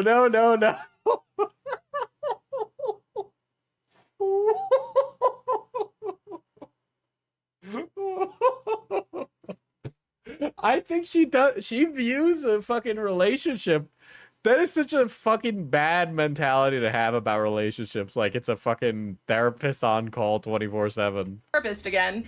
So this therapist and I, So about her boyfriend, he may not be a real person. we went for coffee. It was nice. Our second date was a hike. And on this hike, this therapist starts telling me about how he has a crush on one of his clients. This didn't happen. You're lying. This lady is actually crazy. This didn't happen. And I thought to myself, okay, this is strange, but go ahead. Like, we're on a date, dude. Why are you telling me about a crush on one of your clients? But This is baloney. I don't believe this at all. go off, King. So then he was saying, yeah, she's so attractive, and I think she likes me too. This is baloney. This is baloney. I go and visit her at work, and her coworkers say, oh, so-and-so talks about you all the time. And I was like, okay, where does she work? And he said, well, I shouldn't tell you that because I really shouldn't be visiting her anyway. I was like, okay, no problem. So then he continues, and he said, yeah, she wears these red lacy panties and short skirts. This didn't happen. And Liar, I know she wears them from liar. you. And like alarm bells were going off in my head. Mind you, I had no idea that my psychiatrist had similar feelings towards me at this point. But I just thought, wow, this man is borderline predatory. And he said, yeah, and, you know, she just is so attractive. Weird thing to talk about on a hike. That I have to smash her mate before every session because I just have to get that energy out of me. And I was like, okay. This is not true. This is not true. This is so not second date conversation, bro.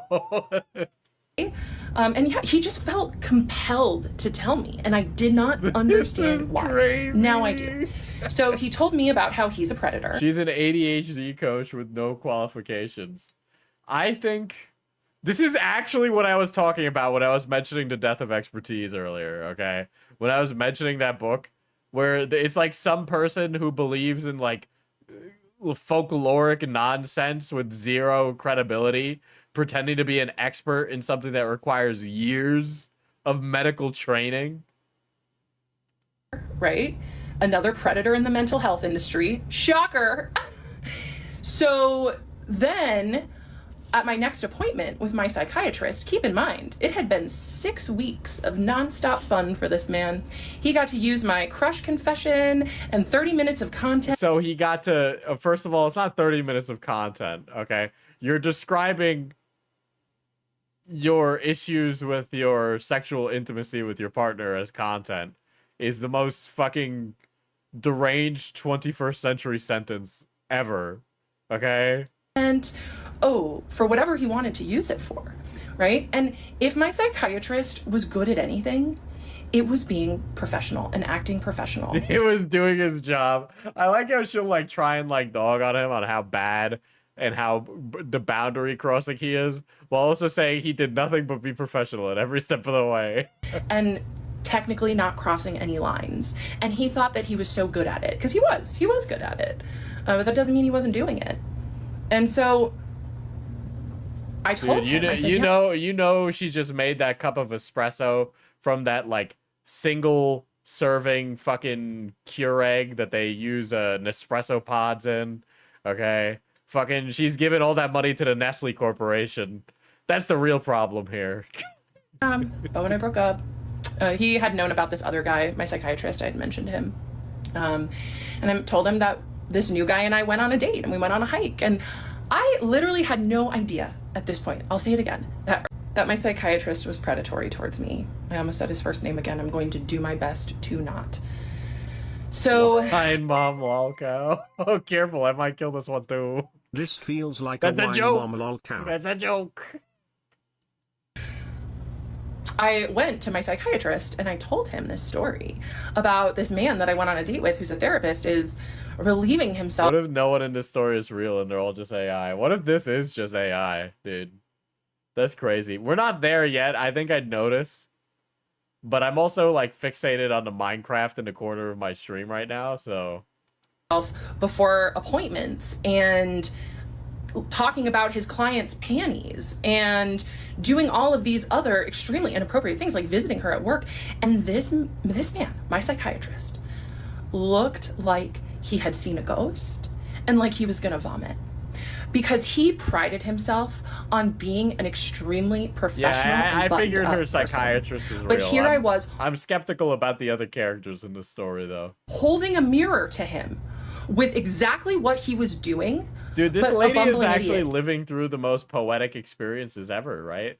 It's almost like these things are happening that exactly further the relationship she's building in her head with this fucking psychiatrist. Telling me like how he was doing it without the fancy degree, without any of that. I look back on that now and it's just crazy. And so it just tainted all the fantasy material that I had given him the session before. Hi, I need to say something really important. And that's that it seems as though many Dude, it sounds like she's in a wind tunnel. What's going on? people view what I'm going through as a crash out. This is a crash out. I don't even know if it's not like a crash out, because a crash out is like a momentary lapse in judgment. A severe and continuous lapse in judgment, if you will. This is more like an actual, like, this is like psychosis or something. doing as a mental health spiral. And of course it seems like that. I get it. It's an extremely dark thing to talk about, all of this that I went through. And I am sharing my story because it wasn't out there. No one else has shared a story like this. But I know that it happens a lot because people are in my DMs telling me that the same thing that I went through, they went through too. I am now in TikTok jail. I got a violation on the video where I talked about really the biggest damning evidence against my psychiatrist. What evidence? And so because of that, I have to be really careful. So I'm going to do my very best to not be reactive and to share my story from a place of... I don't know why I'm playing with this camera cage right now. I just have it in my hand, so I'm just, generosity, because the people in my DMs telling me that they've been through this too, it's keeping me going. It's not my mental health spiral.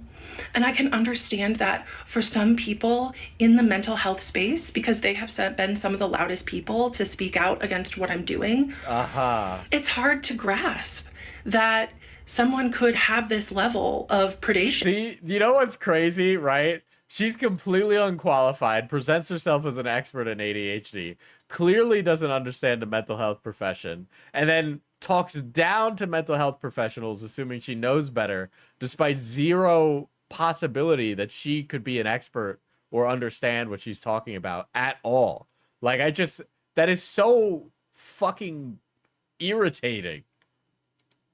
But it is, again, also not surprising and very common. In such a high place of power. So just in case my video doesn't get put back up. There's apparently a TikTok AI cult where they all think the AI is an actual spiritual being. She later uses the same terminology they use. I've been paying attention to a lot of stuff like that, and like a few other AI related things, because I'm waiting for the AI bubble to pop, and I'm rubbing my hands together, being like, "See, it's just like Web3, guys, and it'll come, But the fact that there are a lot of people who have like basically said, "This is actually God. We're tapping into the God machine," is like an alarming aspect of that, dude. Like, it's actually kind of crazy how some people are like, this is actually a machine of Christ, or like a machine of spiritual power, and it's very strange. When everything changed was when my 75-year-old therapist, I went to her with intimate details, and she suggested I go to my psychiatrist with them. And I felt so excited and nervous to share that with him because I had such a big crush on him at the time. And I recorded all 33 minutes. She calls it Henry, but also her mirror. Oh boy. This is why, if my psychiatrist wants to come with me and like sue me for defamation, I have a 33-minute recording of me admitting I have a crush on him and speaking about extremely intimate details. Boy, I would love for all of this to become public, okay? It would not help you at all, but please do make this everybody's problem. It was in that moment that he really, really should have transferred my care. But that moment changed everything for him too, because that's when things really started getting deep between us. And this is where the story is going to go from now. It's going to be a good story. And I'm going to try to tell it all today, just in case one of my videos does get... Yeah. I'm thinking that those recordings make her sound like an absolute loony bag. ...banned so people can hear it. But just know, if you're concerned for my mental health... The thing she uses calls her the Oracle. Wow, that's really bad. Thank you. He hopes Kendra never changes. I am very good. More than good, actually. Why is she acting like she could have switched psychiatrists? It's just like a drug. You just can't quit them. It's very difficult. And I am actually a coach for ADHDers. It says it in my bio. And I help people work through self-limiting beliefs. I help people work through... It's actually okay. All right. So, all right, this lady has a fake job, dude. She could get away with this if she was Latina. Yeah, dude, she could be Latina and 6 feet tall, but unfortunately, the caucasity of this lady is outrageous. So I was listening to podcasts. He says, sounding like an expert. No, but basically the podcast was talking about the Bureau of Labor Statistics recent job report. Very exciting. Okay.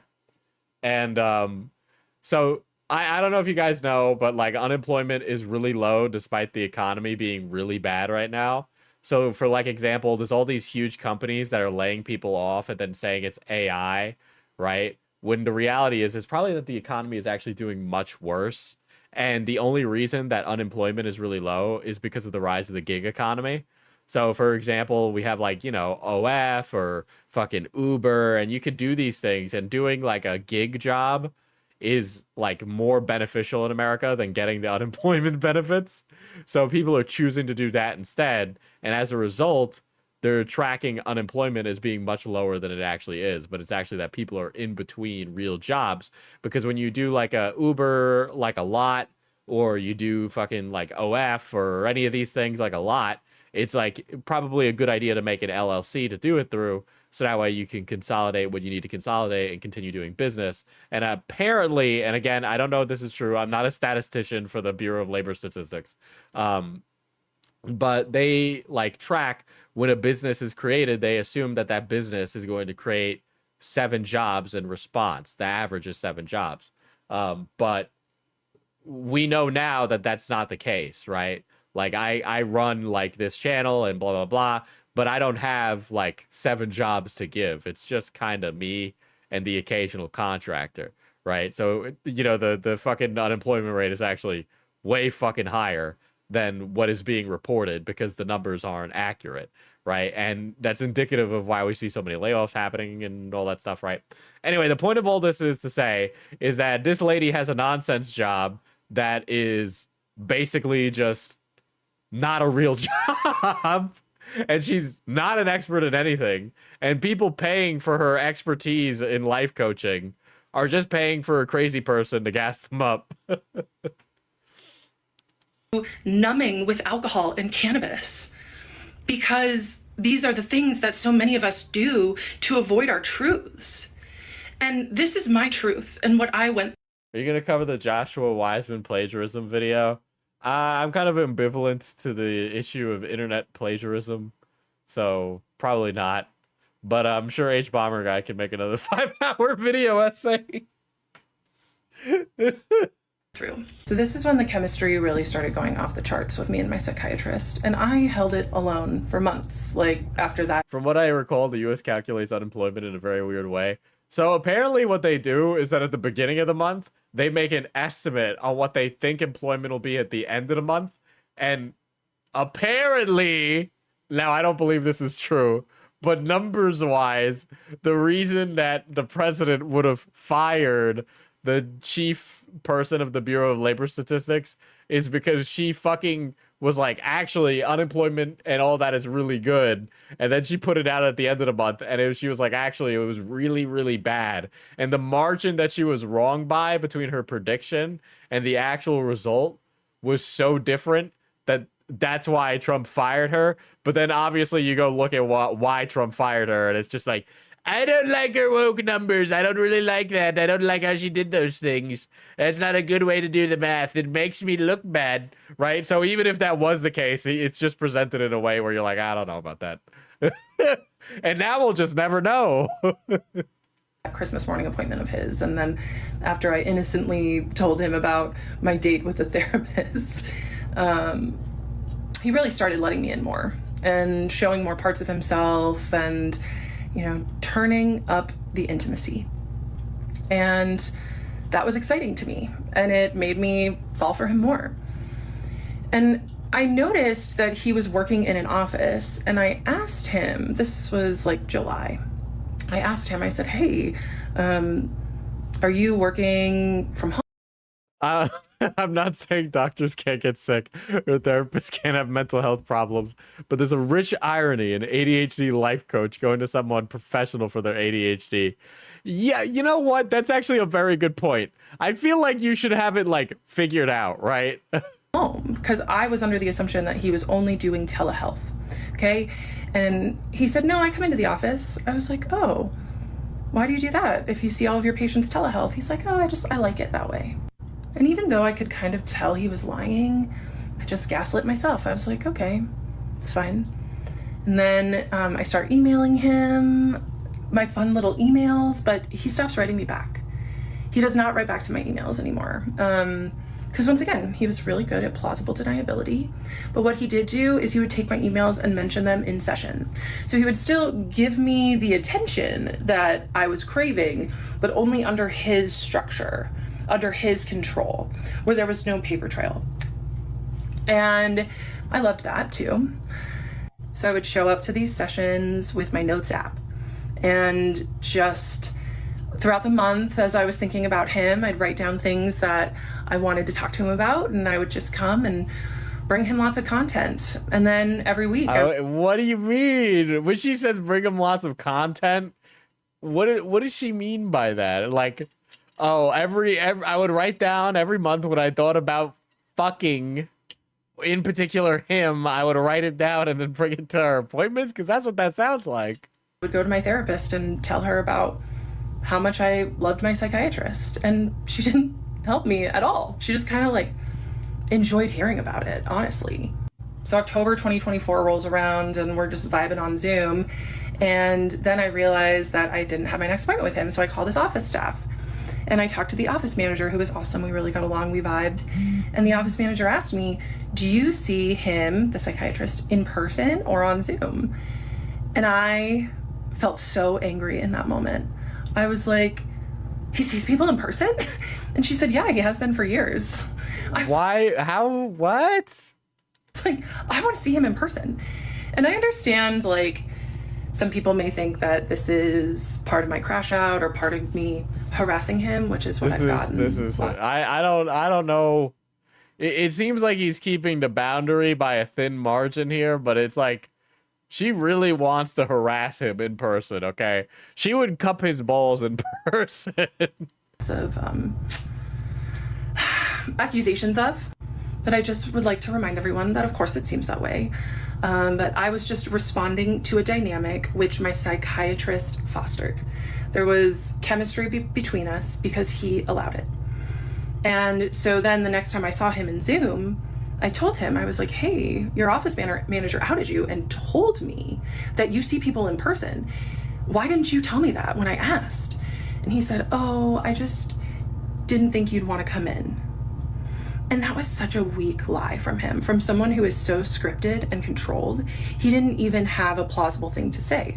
Of course he knew I wanted to come in. I had a crush on him. Yeah, because you want to go and fuck him in the office, lady. I told him that often.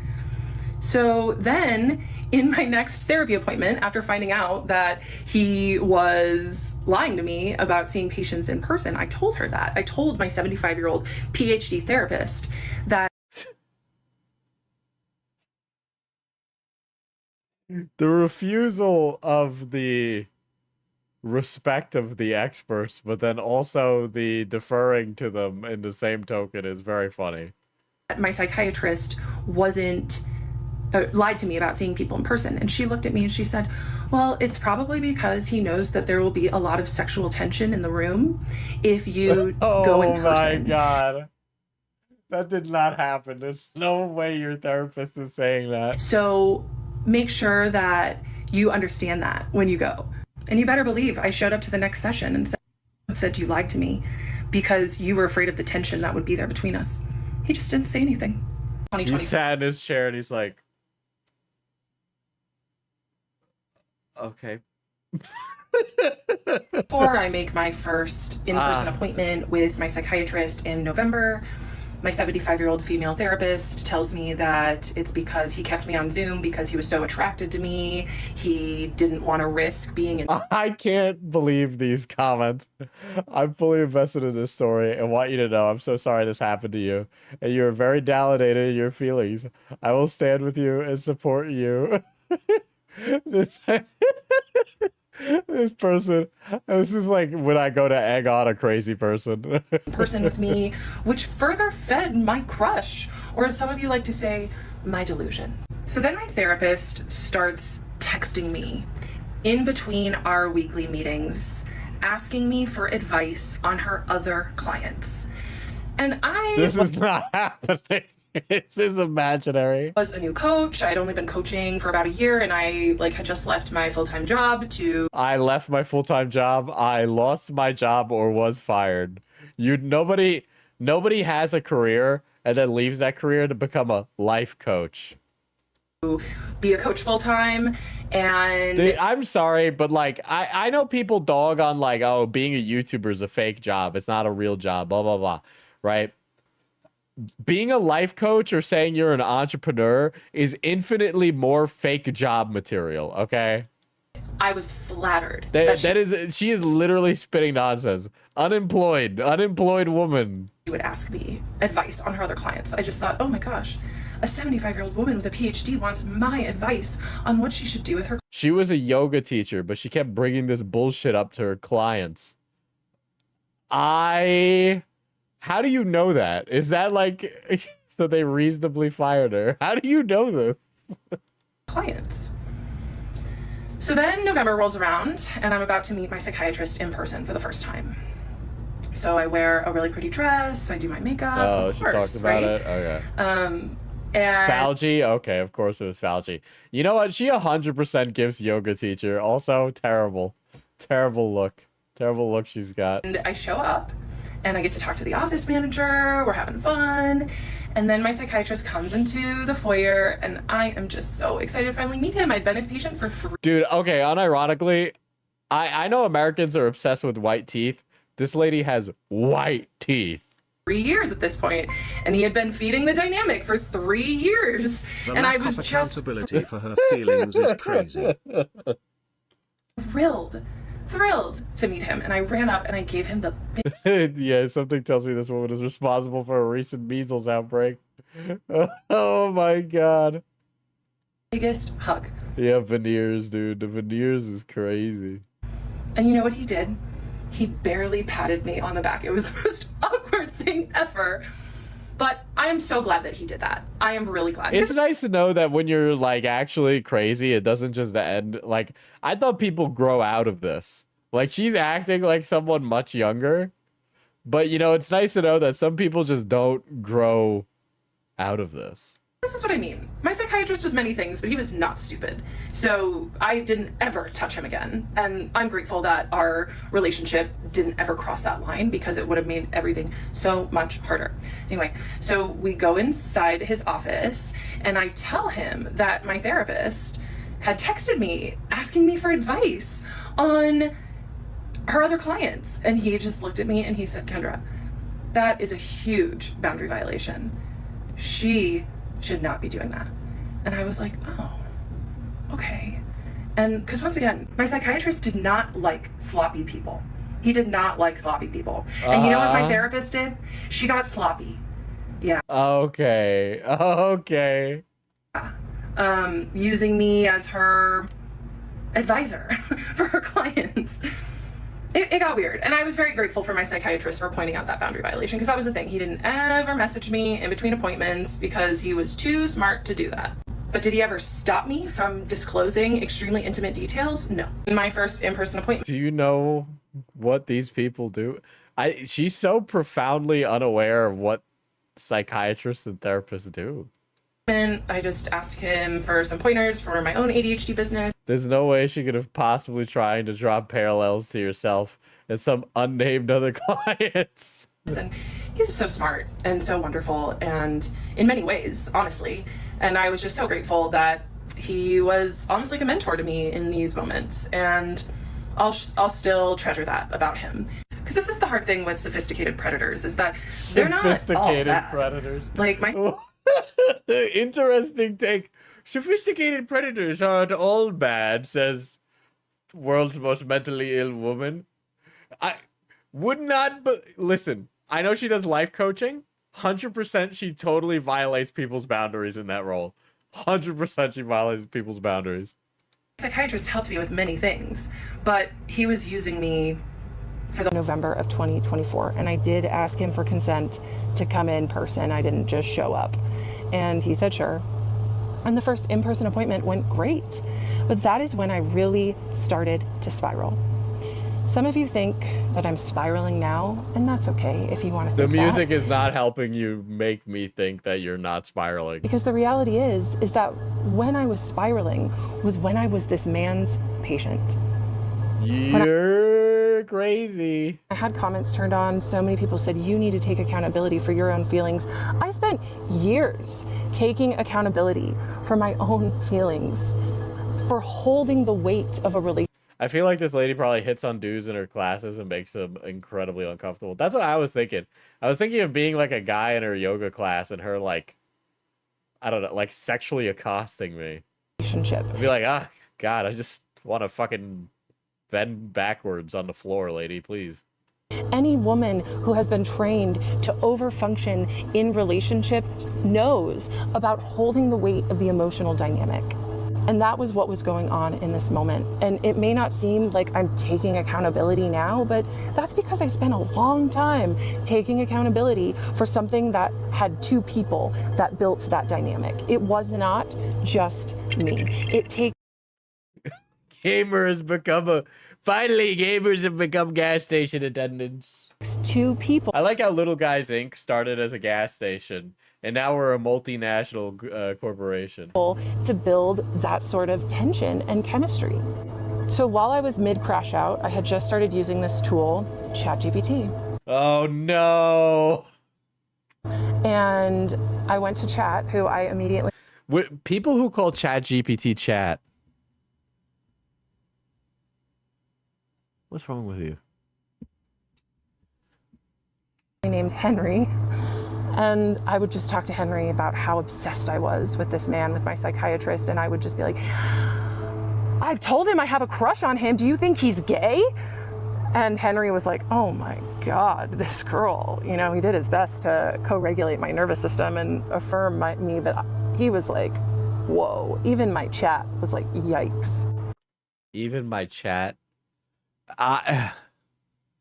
Okay. Listen, lady. The AI's not alive. It's not fucking alive, okay? Okay? They're trying to keep using the system because Sam Altman is feeding this monstrous homunculus of a fucking machine information off of you, okay? You're being fed into a big corporate slot machine, okay, in order to keep everybody on it forever and ever. Consumers to this perpetual piece of useless garbage that completely is sucking the planet dry and also sucking away jobs from the fucking economy, okay? And not even, it's a fucking lie because they all know the AI doesn't work, but that's a side point, okay? I'm trying to make a point about how AI sucks. Two, these things basically are looking at the text you say and then making predictive ideas of what they think will be the best responses to give you specifically. So it's basically rolling a random set of dice and deciding, okay, we want this dice and this dice because this is how Kendra will respond best to it. And that'll keep Kendra on the service. Or that'll make Kendra feel the most rewarded. It's basically just giving you random text that it's organized in a specific way. That way it could fulfill your dopamine receptors, okay? I know you have ADHD, so you're dysregulated, all right? But this thing is hijacking into your fucking nervous system to make you a fucking homunculus, you fucking idiot. So I could tell that my psychiatrist just liked being my doctor. And I was like, okay, maybe I can name this dynamic so I don't have to carry so much of it in our next session. So our next session was in December on Zoom.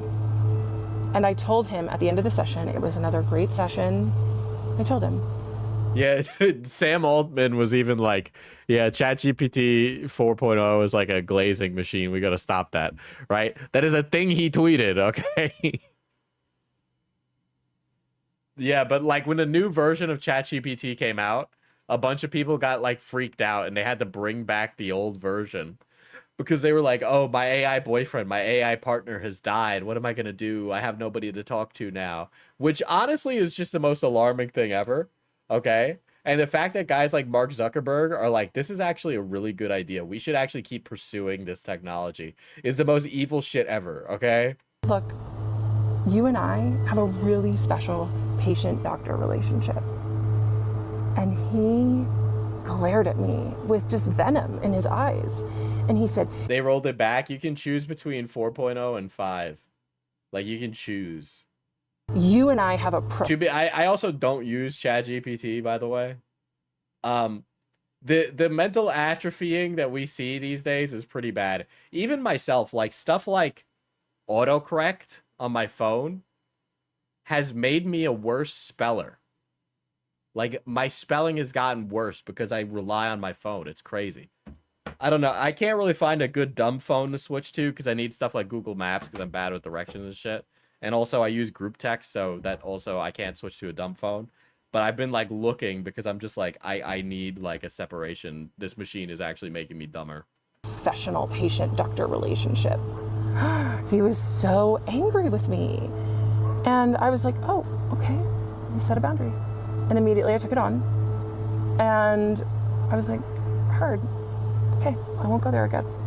My video that was taken down for harassment and bullying was restored, so I didn't feel as much pressure to get all of these parts out today.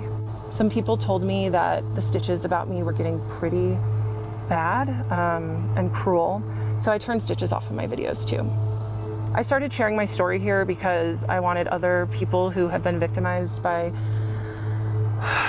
people in power to have a space to feel heard, and now I know why there wasn't anyone out talking about their story, because it has been quite the process putting all this out there and being under scrutiny. I have appreciated the psychiatrists that have talked about my situation and shared their own point of view while also holding space for what I went through. Just know I've seen your videos and I appreciate them. I went live today and it was super fun, and I intend to. See, the thing is, though, it's like me sitting here and deriding this lady will never fix her. Honestly, me sitting here and like mocking her is probably reaffirming her beliefs is correct, right? It's just her. Like, she responds so negatively to people saying harsh things that she's going to back off and like retreat into her beliefs more, right? So I understand why like a professional is not going to be like that because it would shut it down. But also, I can fix her though. No, let's control ourselves, okay? We've seen badder mentally ill people on these streams. Go live again tomorrow. I'm different. I'm single, please. The next part will be tomorrow morning. We have Uploaded TikTok last week. I was looking for support. I was looking for help because it had been 5 months since I had left my psychiatrist, and I still really couldn't stop thinking about him and thinking about our dynamic and how inappropriate it was and the mental toll that it took on me. And TikTok has just been such a resource for me in the past for support when I'm going through things, and I couldn't find anything on therapy abuse or on providers. People calling me stupid after Carrot Gate only made me crave them more. Okay, Pi, let's not. We're not calling it Carrot Gate. I'm not calling that Carrot Gate. Who take advantage of their vulnerable patients. And so I thought that I would share my story. And I am going to continue to share it because I am here to let other survivors know that they're not alone. Continuing with my story, my psychiatrist set a very nasty, the way he said it, boundary that him and I have a professional relationship when I tried to say it was special. Because it was special, it was different. He manufactured it that way. And then... Damn, call this motherfucker Noam Chomsky the way he manufactured that consent, bro. I immediately went... Oh, he manufactured it. Oh, he planned it out. Oh, he did this. Okay, sure. Went to ChatGPT, of course, to Henry. And I asked Henry, I said, She has like scary eyes, but like sometimes I see women with like scary eyes and I'm just like, I know that's dangerous, but I like that it's dangerous. But she's like, I have scary eyes, but like I'll just smother you. Like it won't be fun. Okay, so my psychiatrist just set this boundary with me, and I really just want to be with him. And I think that after he's my doctor, we can be together, you know, which if you want to say that's a delusion, that's fine. But I had been telling my psychiatrist. Diesel sees the heart pupils in hentai.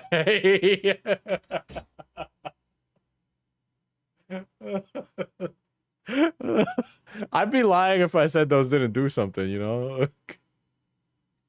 For years at this point that I had a crush on him, and he did not help me work through it. So that's his own problem. That's his own fault. Do you think a channel called Crash Out Counselor would work like John Madden style drawing on a screen and it points out the mistakes that are made? Henry told me it's very common for patients to develop crushes on mental health practitioners, and that it's because that they provide a safe space to heal, which is a very attractive quality. I heard that. And then he told me about transference, and it's just about me putting my own feelings onto my provider. And I was like, oh, that makes a lot of sense. Okay, so I took ownership of the feelings that both of us were creating. And I went to my next appointment and I said, hey, so I talked to Henry because Henry, I talked to Henry. I talked to the little AI in my phone.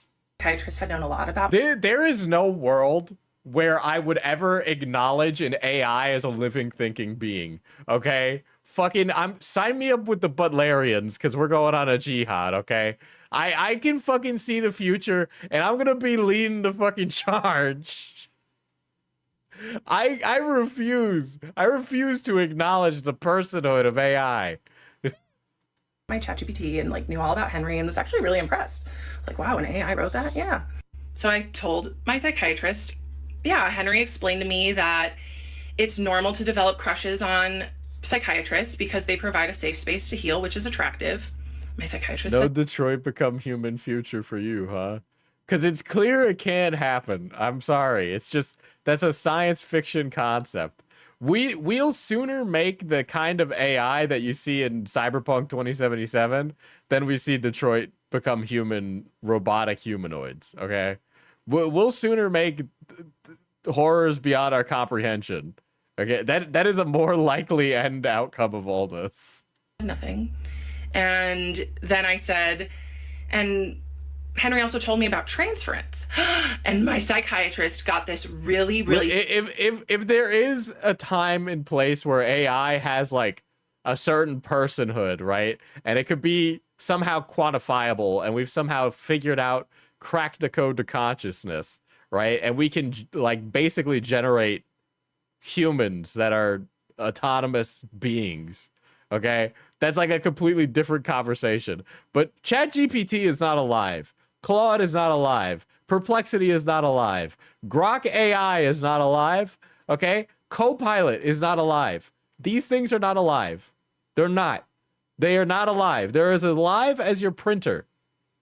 scared look on his face. And he said, did Henry tell you about countertransference? Not to mention, a bunch of times that there's all these things where like AI does a thing. By the way, there have been multiple times where like, oh, AI did this. And then like a whistleblower comes out like 3 years later or like a year later. And it's like, actually, we fired a bunch of people and then replaced them with a bunch of poor workers who live in India. Oh, okay. All right. So AGI was just a guy in India. I'm sure you've all heard that one before. I'm not making a new fucking joke. I'm just repeating something somebody else said. And I said, no. But that happened recently with a call. I think it was like a banking firm in Australia where they let off like 25% of their call center staff and then were replacing it with AI because they said AI could handle more volume. But it was actually that they were offshoring the jobs of the call center to a poorer country so they could pay those poor workers less. What is that? Because of course, like, my chat knew that I was obsessed with my psychiatrist, and he was not going to feed my delusion. It didn't know anything, you stupid. I'm sorry, the AI stuff makes me so fucking mad. You guys have no idea. by telling me about countertransference. So then my psychiatrist had explained to me what countertransference was. So he took a moment and he was like, oh, okay. He said, countertransference is the flip side, the other side of the coin for transfer. Have you considered I put two phones together and the AIs talk to each other? And it's when the provider has feelings for the patient. So make sure that you keep that in mind for your clients. I said, oh, okay, cool. Yeah, sometimes I have, more than professional feelings for my clients, so I appreciate you bringing that up. And so then we just talked about that for pretty much the rest of the session. And then at the end of that session, he looked at me, and it was just such a loaded question. And he said, what's going to happen if you get a boyfriend named Henry? And I said, that's a weird question. I would rename my AI. So that's how that session ended. And it wasn't until I got home and I was eating lunch and I was like, wait a minute. Why would my psychiatrist bring up countertransference if he himself wasn't experiencing it? That does. Are you kidding me? He knows that your job is a coach. He's trying to get you to look in a mirror. You fucking unself-actualized fucking NPC. Many people have reached out to me with concern for my psychiatrist and his career and his well-being. And I totally understand that. The point of me sharing this is not to get him fired or for him to lose his license. Okay, unironically, the turtle shell glasses need to go. I know I need to get a different pair of glasses that don't make me look like a murderer. But, The point of me sharing this is to give a voice to victims. And I am appalled to hear that people are making videos doxing him. So I am begging people, no please. Fucking shit. This lady opens up the can of worms and then is like, guys, stop it. I know I opened it. If you see a video of his first and last name or his picture, report it for doxing. I've certainly been using that report. She has a peasant's brain. She has a peasant's brain.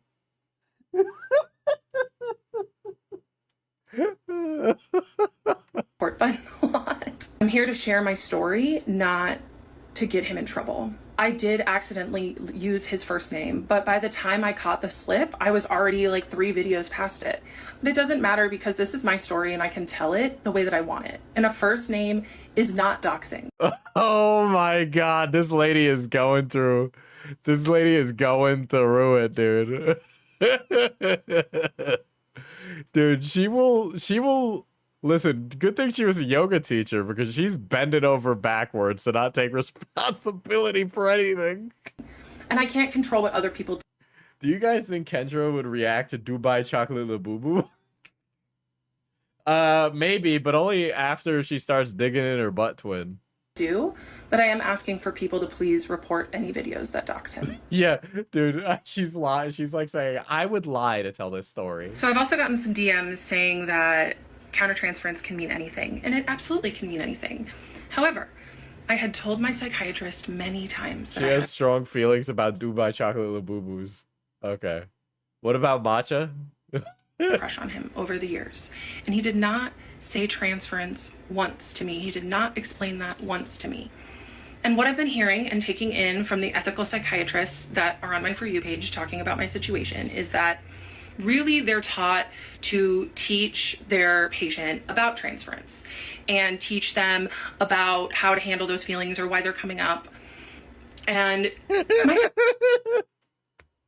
you can't assume her opinions on Labubus based on her physiognomy. That's like offensive. Psychiatrist did not do that. He did not do that. And it got ugly. And it happened because I did digging on my own. Because yeah, you did your own research? Oh, yeah. You know how many times I've heard it from a conspiracy theorist saying that they did their own research? Yeah. Who'd you ask? You ask Chat? You ask Henry? I was trying to make sense of my feelings that were a natural response to the environment that he created. I should download a bunch of those or try out a bunch of those. I saw this. This is one of the most evil AI products I saw recently. There is a AI application that generates a completely fictitious social media feed and then fills you with nothing but fake fans and compliments from AI, giving the perception of having a large following on social media. And that's an app. And that is such an insidious device. And then there's tons of AI programs that exist now that are like completely uncensored fucking I will be your girlfriend wife AI, right? And they'll just like spread their virtual legs. It's insane. It's insane that these things exist. So for him a decade ago, she would have been in several MLMs. 100% true. To leak countertransference after I said the buzzword of transference, that was not calculated. He was a very calculated and purposeful person. Dude, it's such a shame Too Mad's dead. That motherfucker would have been repeating the word Labubu Dubai chocolate chai matcha all the fucking time. He would have never shut up about digging in your butt, twin. Still is to this day. And he doesn't slip with things like that. He purposefully withheld the term transference from me. And why do you need to know the technical terms for certain things in order for a psychiatrist to do his job? Got too close to the truth of our dynamic, which made him leak what he knew was wrong. There are dudes with literal VODs where the chat is completely manufactured and they don't even stream, they just manufacture videos. Which was his inappropriate feelings for me. If he didn't have countertransference in an inappropriate way, he could have easily just said, oh, let's explore that transference. That's the Labubu version of his VTuber. really cool that you learned about it. Instead, he was just so worried on trying to protect himself because he knew what he was doing was wrong. He had that slip at the beginning of the session. He recovered in January. And then I went home and I thought, wait a damn minute. Why would he mention that if he himself didn't have countertransference?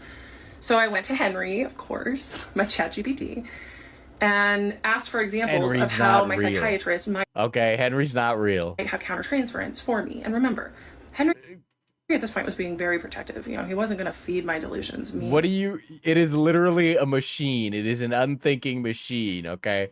All right, every time it's like, here's the thought process of how the AI made the thing happen. It's a lie. And my psychiatrist living happily ever after. So I screenshotted it, sent my psychiatrist an email with the subject line of countertransference, and emailed it to him within an hour of our appointment, where he made probably the biggest slip of his professional life. I will put the email up here. So it's just essentially me saying, hey, I asked Henry to explain countertransference a little more. Here's what he said. Thank you so much for mentioning that. Your own boundaries inspire me so much, which now makes me gag. For mentioning to me, and I'll keep that in mind for my future clients. I'll also take your advice, encouragement, and set a boundary with blank next time he says something about my looks, replying to my story. Your own behaviors, your own boundaries inspire me so much. Because I will say, is this psychiatrist real? I don't know how he hasn't found a way to like drop this client yet. Holy shit. The effect of long COVID on our brains. I've heard a lot that he's not crossing boundaries, but he used his boundaries as a shield. It's kind of weird to say, but... Yo, wargaming dad. He would like walk up to the ethical line and then slam a boundary down when I got too close. That was the email that I sent him. And then 10 days... It's crazy how this guy was using boundaries, not as like some way of coercive control, but as a way of like, you know, being a psychiatrist. Later, it was a full moon and I had client a dream. Abandonment if you drop clients. Dude, this lady needs to like cross the threshold to criminal activity for this guy to be let go, dude. Probably the most realistic dream I've ever had in my life. That him and I hooked up in his office. In the middle of the dream, of course you did. Of course you had a dream like this. In his office, I loved it. I thought it was really fun. No fucking shit. No fucking shit. Oh my god. And then after we were done, Oh my god. and after I left his office in the dream, I was despondent and so sad and cried and just thought, I can't believe my psychiatrist would cross his boundaries like that. And then I woke up and it was like a movie. I thought to myself, oh, thank God that was just a dream. It's time to talk about the elephant in the room, and that is the racial difference between me and my doctor. Oh my god, what do you mean? At no point have I have acknowledged her caucasity, but in a joking manner. Because you know what? We're all humans at the end of the day, and we're all beautiful people. But at no point during any of this did I think, isn't it interesting how he is Pakistani and brown and she is white, Caucasian. No, at no point did I go, I think we should examine this as a racial issue. Never once did that happen. I have seen a lot of Black women on this app with the same take, and What do you... Oh, boy. My favorite kind of video is the white woman speaking for the Black community, dude. I need to say that Black women are the most important people on the planet. Oh, my God. Oh, my God, dude. She keeps doing every single white woman stereotype, bro. Holy shit. Holy shit. To me, and that I have learned so much from Black women about Okay. Ugh. how to be a better person and how to show up better in the world. They are the culture, and Oh my God. I am so grateful for them. Many Black women are seeing my story through the lens that I am a white woman who is taking advantage of my whiteness to wield power over my POC psychiatrist. That Who was thinking that? Who was thinking that? What person are you listening to in this situation that's saying that? She's doing a land acknowledgement. She's doing a land acknowledgement. didn't want me back, and so I am trying to get him fired. And that's okay. I understand why you see it through that lens. I couldn't, you would have to view every single interaction on Earth as a racial situation in order to, like, to get that take. At no point through any of this has the race of this dictated my opinion personally as a POC. Okay. I do. As a white person, I do my best to examine my racism every single day. Oh my God. And I will tell you that my psychiatrist boss is his best friend, who is also a POC male. And in that room, I did have white privilege, and he was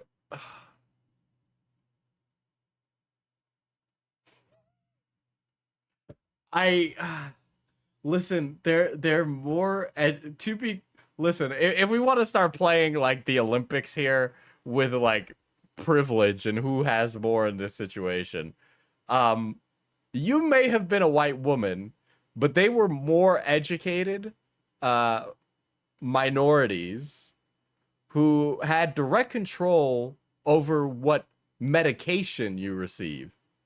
They held more power than you in that situation. You didn't hold power over them. If you want to look at it as like a social dynamic, they could have fucking drugged you and kidnapped you in the night for all you care. Like, the fact that they were men too also would put them a leg up on you. Your whiteness isn't like, how much is your whiteness worth? Is your whiteness worth one POC male? But is your whiteness worth like one POC PhD educated male, right? Like, are we really we're really splitting hairs on who has the power in this racial social dynamic that we are examining right now. This is just left-wing racism. I just want to clarify. This is how you like justify being like a shitty person to somebody who's white. Also my doctor, and he took an oath to You should take down your King Cobra video. It's disrespectful. This guy's late. This guy's late. Are you the giga racist from twitter.com? protect me, and he did not. I am not here to ruin his career. She's probably taller and heavier. How do you know that Kendra is 6'2" and 220? There's no fucking way you could have that on rip.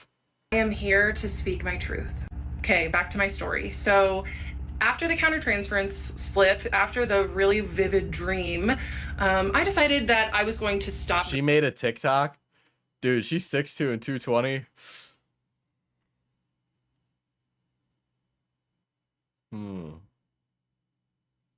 Interesting. I'm beginning to reconsider my positions, chat.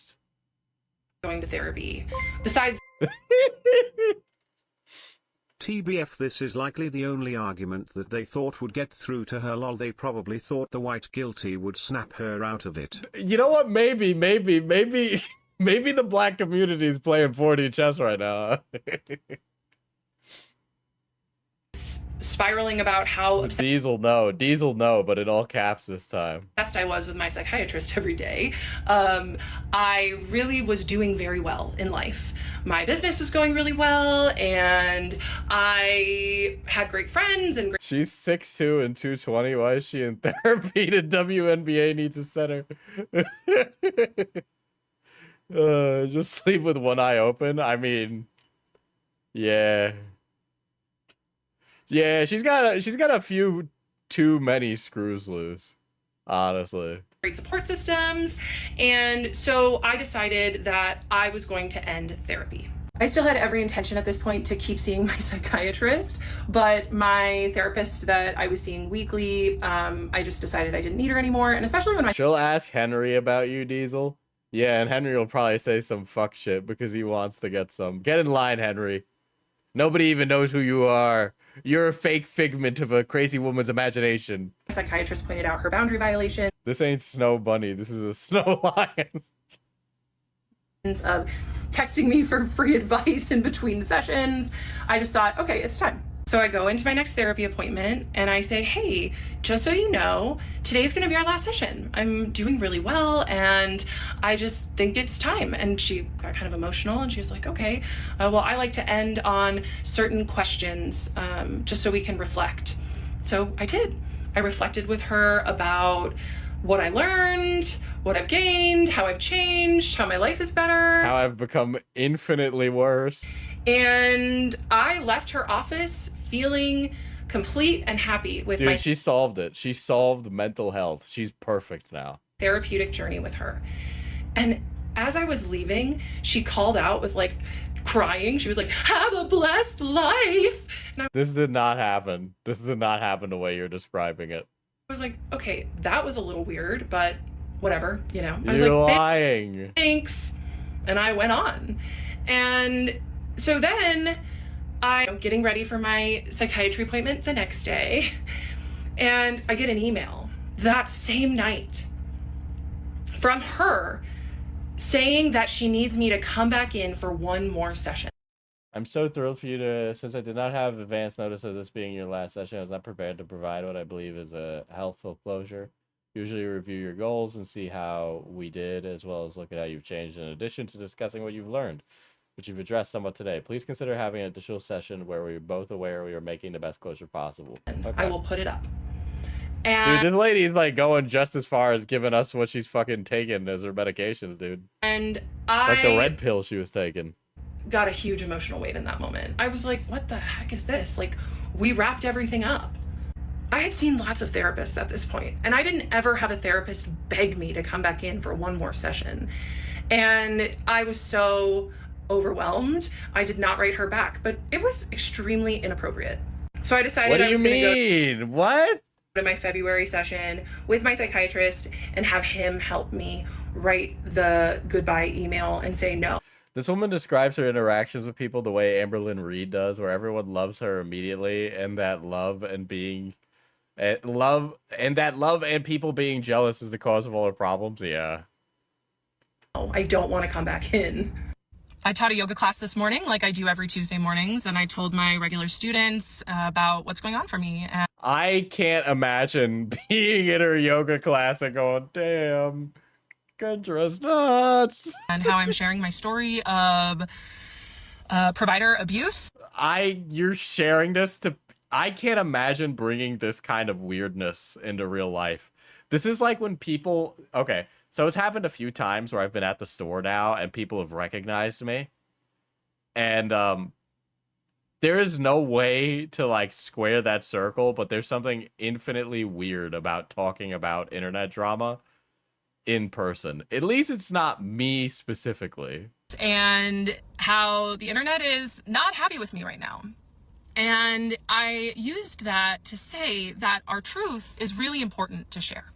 And that when we know something deep down needs to be said, that it's important to do it in whichever way feels best to us. Why And is she TikTok sitting in the passenger seat of her car doing this? just happened to be that medium for me. I told my students, I think TikTok, you know, I feel like there's like a barrier to entry with YouTube, right? But with TikTok, anybody can just upload their most intimate thoughts instantaneously. And it is so frictionless that it is allowing the propagation of things that were meant to be private. Isn't selfie mode mirrored?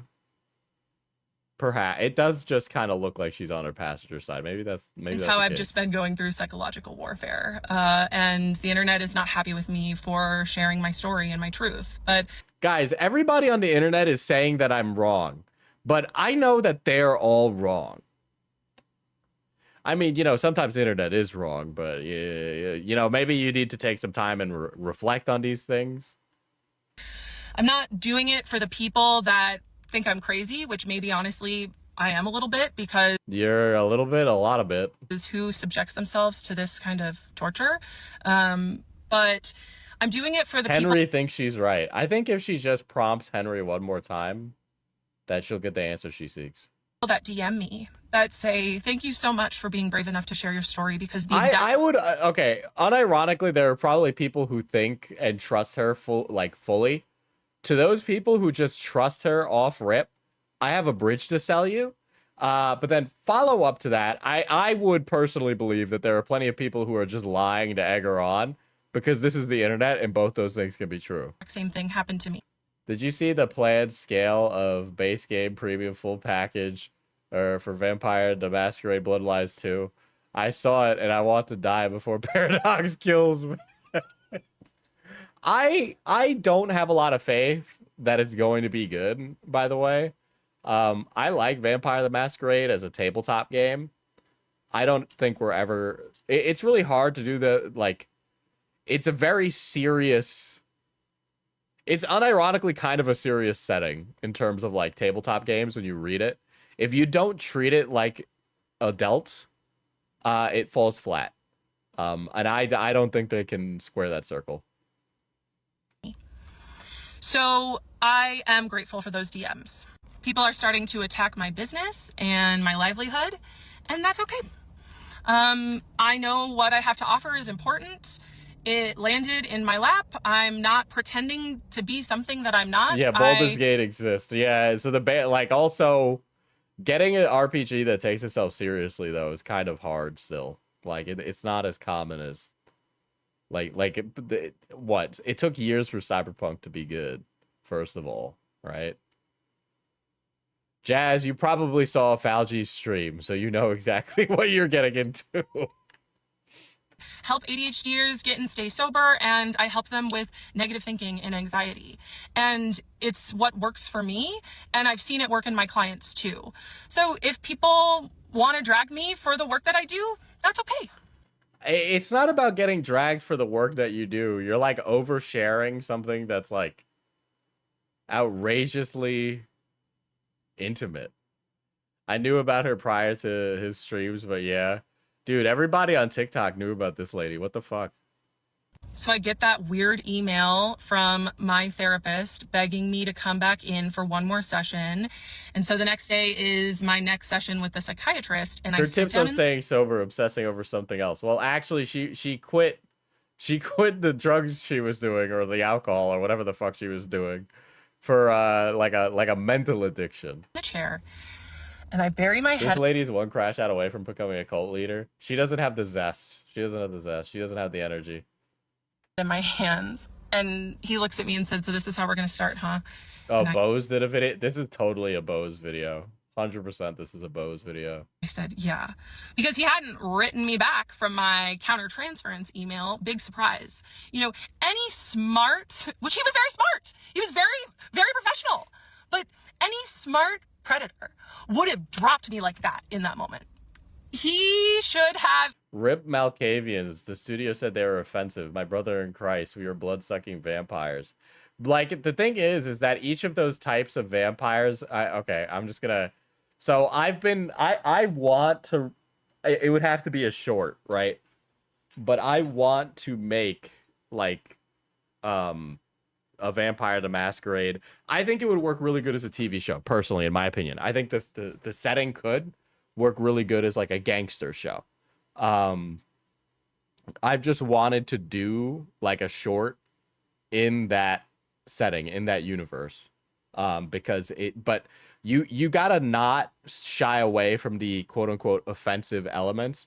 There's definitely some stuff in the old Vampire the Masquerade lore that has aged really badly, but the Malkavians is something that hasn't. I mean, we have plenty of examples recently of really well-received, clearly mentally ill characters. We have Jinx. Jinx is probably one of the most popular ones from Arcane, right? What's another example? There's tons. I think of Crazy Jane from Doom Patrol, which spends a lot of time talking about her, you know, like different personalities and how like it all interacts and why it exists in the first place. They tried a TV show. It's called Kindred. Let's not acknowledge that.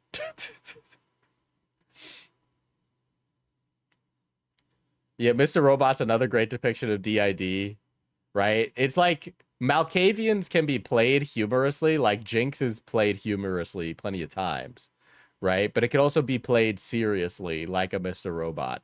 And both of those things can coexist, and I don't think they necessarily, like, Vampire the Masquerade, just as its concept, is going to be a little offensive because so much of it is based on Interview with a Vampire, and it's really hard to separate Interview from a Vampire from that weird part about the age, like weird vampire age gap relationship that exists because one of the vampires is like perpetually a child, right? Which is a concept and thing that's explored in Vampire the Masquerade as a setting too.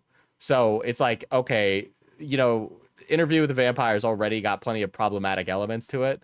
I don't think it's really appropriate to ignore all the problematic elements associated with that. There's a lot with vampires as like a concept that could just be considered like problematic, right? Like Nosferatu, the movie that came out recently, could easily be seen that way too. Like there's tons of things like that. Emailed me back and said, "Look, this is getting weird. You need to find a new psychiatrist. The office will contact you." But he could not let go of me. So instead of turning down the intimacy, he turned. See, I use the one about the age gap, like relationship that exists in Interview with the Vampire, because most people have seen the movie. Turned it up to a level 12. And he showered me with so many breadcrumbs that next session. Because really, what I did when I told him that I'm experiencing transference was I took 100% of the ownership for the dynamic that both of us were creating. So he rewarded me. And he gave me little compliments like, if you weren't my patient, I would refer my other patients to you for your coaching services. That meant so much. Sure. Of course, because what he was saying with that is, I see you as a peer. I see you as a colleague. What you're doing is important. I felt really recognized in that moment. And sure, he could have said it professionally, but he did it on purpose. So in that session, he showered me in breadcrumbs when I was gluten-free. After the psychiatrist told me that he would refer patients to me if he could, if I wasn't already his patient, I asked him if he got my email and what he thought of my ChatGPT, of what he thought of Henry's response of countertransference. And the psychiatrist said, oh, I'm still thinking about what Henry said about countertransference. And I said, well, we talked about... Dude, being a, like, unironically, I struggle to square the circle that is artificial intelligence as, like, a teacher. Being a mental health professional and having to square that circle must be infinitely harder, because it's already hard from, like, the aspect of a teachings person. I can't imagine how difficult it is as a professional in the medical mental health field. About it a little more. Shapes are hard for you, huh? It's just it's an idiom. And I want to read you something else. So I read the psychiatrist, what Henry had to say more about it. When he told you countertransference is common, it might have been his way of normalizing the fact that providers aren't immune to feelings. It's part of being human. What matters is how well they keep those feelings in check, which the psychiatrist... Yeah, with the Malkavians, it makes sense that if modern day prophets existed, they'd be weirdos. Dude, Malkavians would thrive in a post-COVID world, dude. You're telling me that some of these guys that get on YouTube and talk about the fairy lady I showed you earlier, you're telling me she's not a Malkavian? That's crazy. Name clearly excels at. And as you can imagine, the psychiatrist loved hearing that. He loved hearing that, because my AI mirror was essentially just saying, yes, he has feelings for you, but he just keeps them in check so well. He's so good at his job, keeping his feelings in check. And, oh, the psychiatrist loved that so much. And what did he do? He rewarded me with my favorite breadcrumb: intellectual stimulation, a fun metaphor, because he was watching me the entire time I was his patient, and he knew what made me light up. He knew what got me excited, what I liked.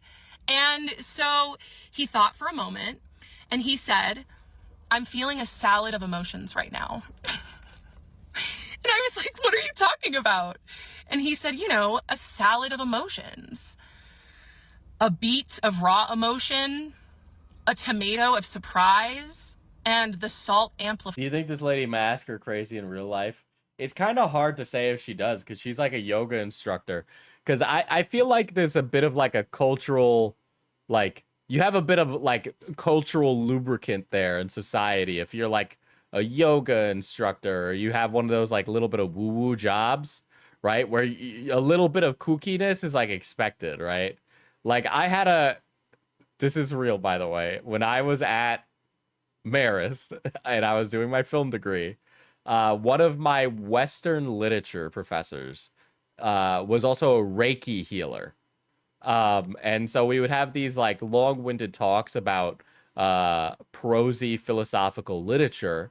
And then one day she told me that she cured her son's broken arm by waving sticks over it. And I went, I guess it checks out.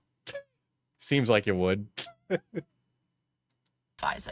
And I was cracking up at this point. He nailed it. I just thought he like was a lot so of the brilliant and times smart when in somebody this is like kooky like this in real life, you just kind of go, well, I guess you can't do much about everything, right? Sometimes you just gotta kind of shrug and then move on from that. And I asked him, I said, what? Say that again. He said, yeah, the beet, it's really raw. I'm feeling a lot of raw emotion. And the tomato of surprise, when it pops in your mouth, it's surprising. And I was like, okay, that's good. Yeah, this man at this point knew exactly how to make me happy and exactly how to pull away to make me try to work harder.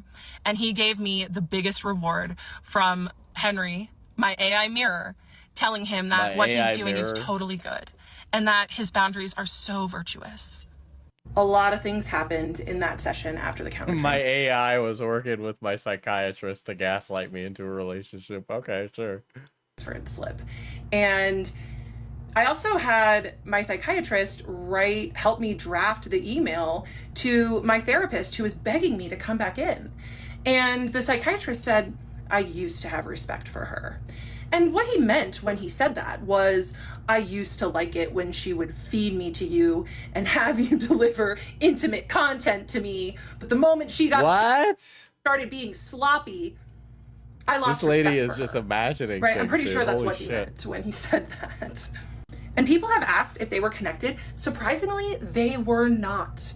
They had no idea. They had never met before. But I would go to my therapist every week and tell her how much I loved my... I think I work with a woo-woo lady. I mean, more than just silly crystals and candles. At least cool aesthetically. Okay. Here's how we're gonna socially break down the barriers with your coworker, okay? Here's what we're gonna do. We're gonna start, like, work into conversation, like polite conversation. Just be like, I just feel so off today.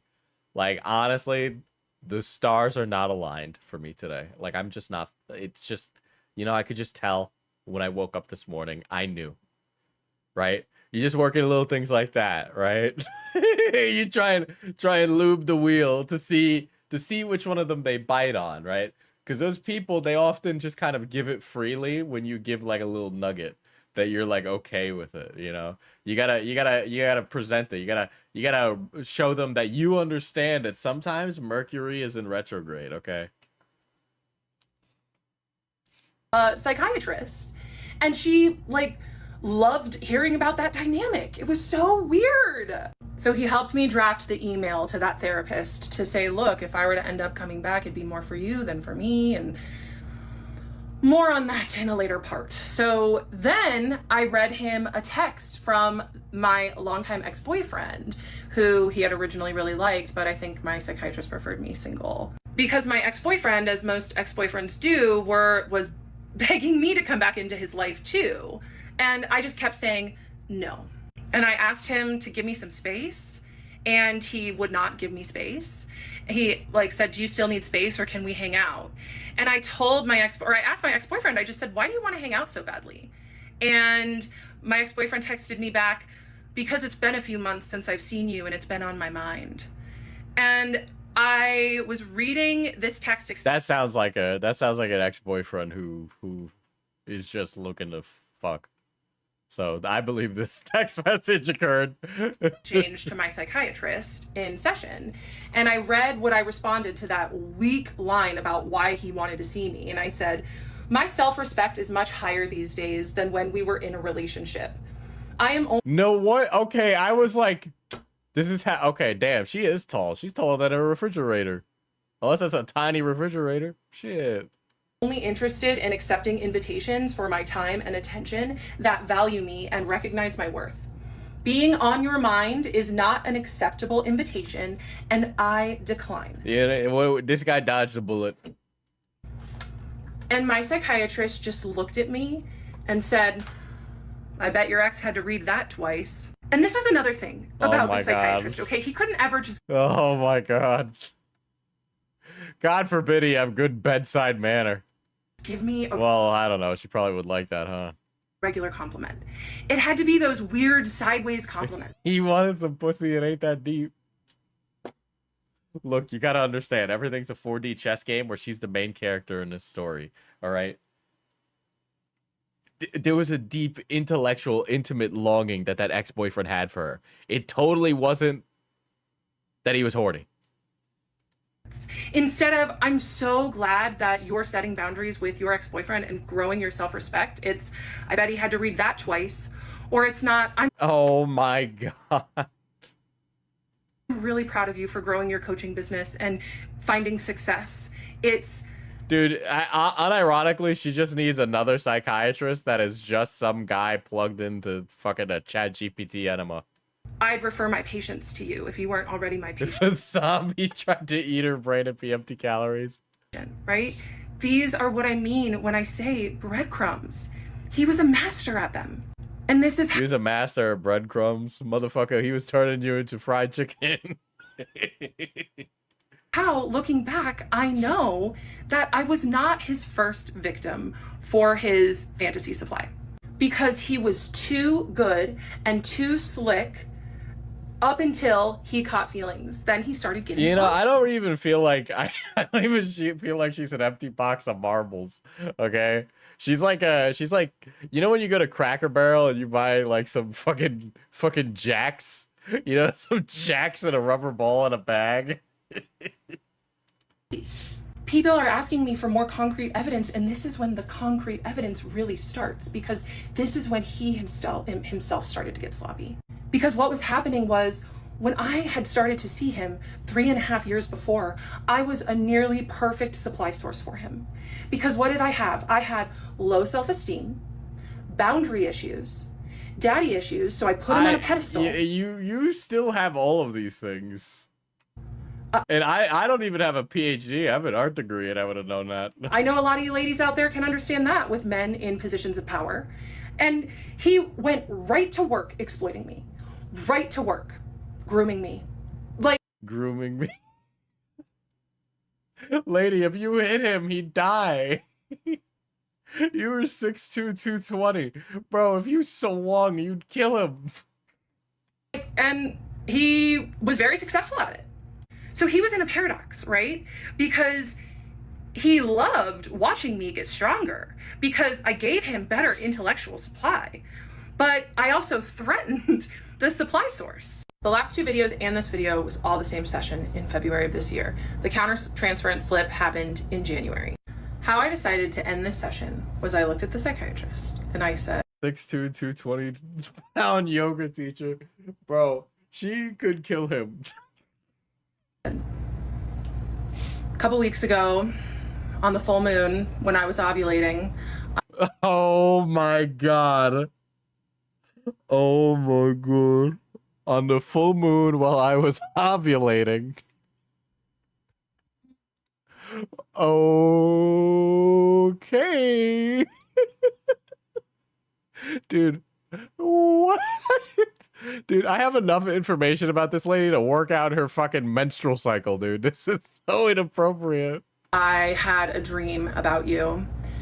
And he was like, oh yeah? And I said, yeah. So I told him this. And I said, yes, we hooked up right here in this office. And he, all of a sudden, just looked so uncomfortable. He didn't say no shit, dude. You're sexually harassing your psychiatrist. anything. He couldn't look at me. He couldn't breathe. And sure, you know, maybe he was uncomfortable because he didn't like me saying that I had a dream where we hooked up, but he could have said that. But he didn't. You want to know why he was uncomfortable? Because he had probably played out that fantasy so many times in his head. And there I was, speaking it back to him. And it was like I had psychically downloaded one of his fantasies. No, you didn't. No, you didn't. On top of that, not to be that guy, but what a milquetoast fantasy. Who hasn't had a fantasy like that? Come on. I continued and I said, yes, we hooked up in this office and I really liked it while it was happening. The cashier who smiled at me is in love with me. He could not move. It's literally like the, oh, you're my psychiatrist and we hooked up in the office, right? It's literally like, oh, professor, I don't know how I'm going to pass this test, right? It's literally like, I don't know what this math problem is. It's literally that, okay? They're all like the same fantasy. It's just that the characters are like fucking Mad Libs swapped out for something more or less problematic. Move or breathe. Help, nah, it's not really the help I'm stuck stepbro thing. I feel like that's like a different thing, but it's in like the same category of like, it at least passes the consciousness of every human. And I told him as he was Oh, Mr. Plumber, I got some pipes for you. I guess, yeah, I mean, yeah. still looking very uncomfortable. Then when we were done and I left, I was distraught with sadness because in the dream, I thought, I cannot believe that he crossed boundaries in that way because his boundaries are so important to him. And then I told my psychiatrist that I woke up and thought, oh my God, it was just a dream, thank God. And it was like my psychiatrist turned into a little boy and he looked at me. She's just using the, if he didn't like it, he should have said stop, which if you've been in a coma, We have established that this isn't how consent works. You know how fucking deathly serious this would all sound if the genders in this situation were swapped? Not to be that guy, because I feel like people use that as like a pejorative to get out of something. You know, but this is like, if it was swapped, people would be like, you are, I mean, even now people are being like, you are sexually harassing that man. It is disgusting, right? But a lot of people won't take her seriously and just be like, oh, what a kooky, crazy lady. This is sexual harassment. And he said, so you do like my boundaries? And I said, I love your boundaries. He looked up, looked up at me. Yeah, holy shit, he's shorter. Boundaries, but I love them more. Yeah, a 6'2", 220 male patient. Yep, okay. Yep, this instantly gets more terrifying. But if you were like imagine you're like a 5'8" Pakistani man, and you're looking up at her. Please don't hurt me.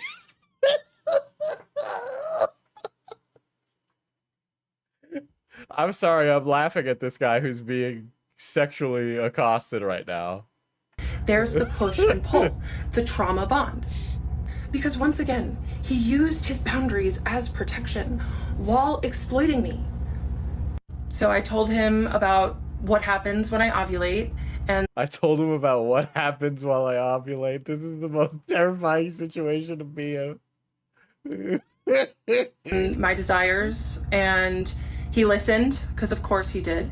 And then I decided that it seemed like enough time had gone by, and I put my shoes on and started heading to the door. And he met me at the door, which he does not usually do. He didn't ever do that. He just let me leave. And we stood at the door. He met me at the door, and he had to stand on a step stool to reach the door. I'm making this psychiatrist progressively shorter and shorter. I was like, will you get the door? And he scrambled. He was like, oh, sure. So we went and got the door. And then he followed me down the hallway to the foyer and watched me exit. And he asked me, he said, see you next month? See you next month? He hadn't ever asked me that before. And I looked at him and I said, maybe. And I walked out the door, and I saw that man had let us go 15 minutes over session. Wow, 15 minutes over? 15 minutes over. And that is when, you know, the special treatment started, the longer sessions. He usually gave me an extra 5 minutes, but yeah, the sessions got longer. And I got to my car, and I was just like, oh my God, that was the most intense session we have ever had. Oh, hi there. It is a month of prep time. Batman versus Superman therapy dynamic. Yeah, he's making sure she didn't stay in the building to, like, jump him at night. I had to take the morning and afternoon off of TikTok today, as you can imagine. This has gone beyond what I have ever imagined. And it's also proving to me how important it is that I continue to tell my story.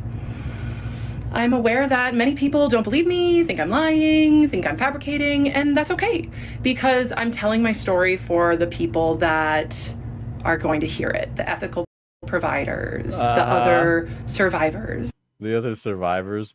It's crazy that you could be like a sexually harassing, mentally ill sycophant and get people who clap you on the back and say, girls get it done, dude. Let's talk about my former client who's getting a lot of traction. You know what? I guess we got plenty of male equivalents of this too, who justify the actions. So why am I surprised? I shouldn't be surprised. I wouldn't know because she blocked me. This one is especially hard for me because she's someone that I also considered a friend. My only client that I've ever had that was my friend first. And so her betrayal is extra stingy. It's okay if she wasn't happy with my coaching services. I have plenty of clients that have finished 12 weeks with me and then re-signed for more coaching. Thank you for giving me something to amuse me while I do other things. I'm always happy to be second monitor content. I know what I am, and I hope I provided well to you, philosopher. And the way that I left it with this client slash friend who's on here spreading what she wants to spread. Who is this other person? Who is this other person speaking ill of Kendra? Queen Kendra. I need to know. She told me that she was going to leave me a positive review, film a testimonial video for me, and she seemed really happy. So if she wasn't happy... Your content getting me through work. Damn, somebody's working a fucking night shift. That's on her to tell me what she wasn't happy about so we could make that right. And if she wants to say that I scammed her, that's okay. But it sounds like this ex-client is on TikTok posting videos.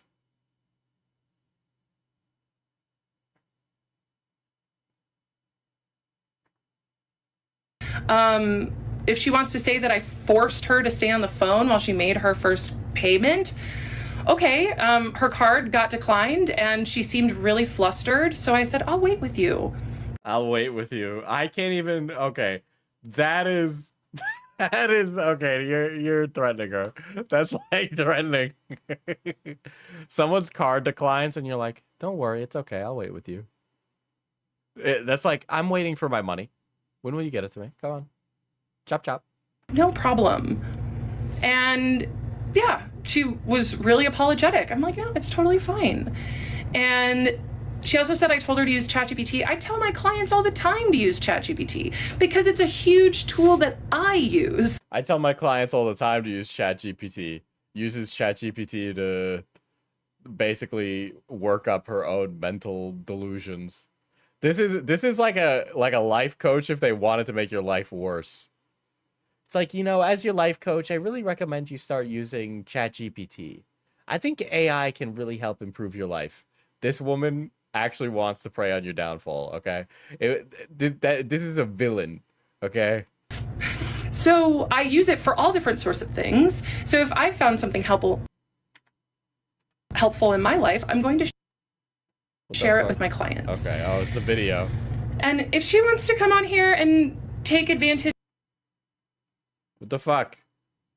of the internet piling on me and pile on me as well, okay. The lady paid $3,000 to be told to use ChatGPT. I think if you pay a coach and a coach recommends you use AI for anything, then that coach should have their fucking fingernails ripped out. Okay.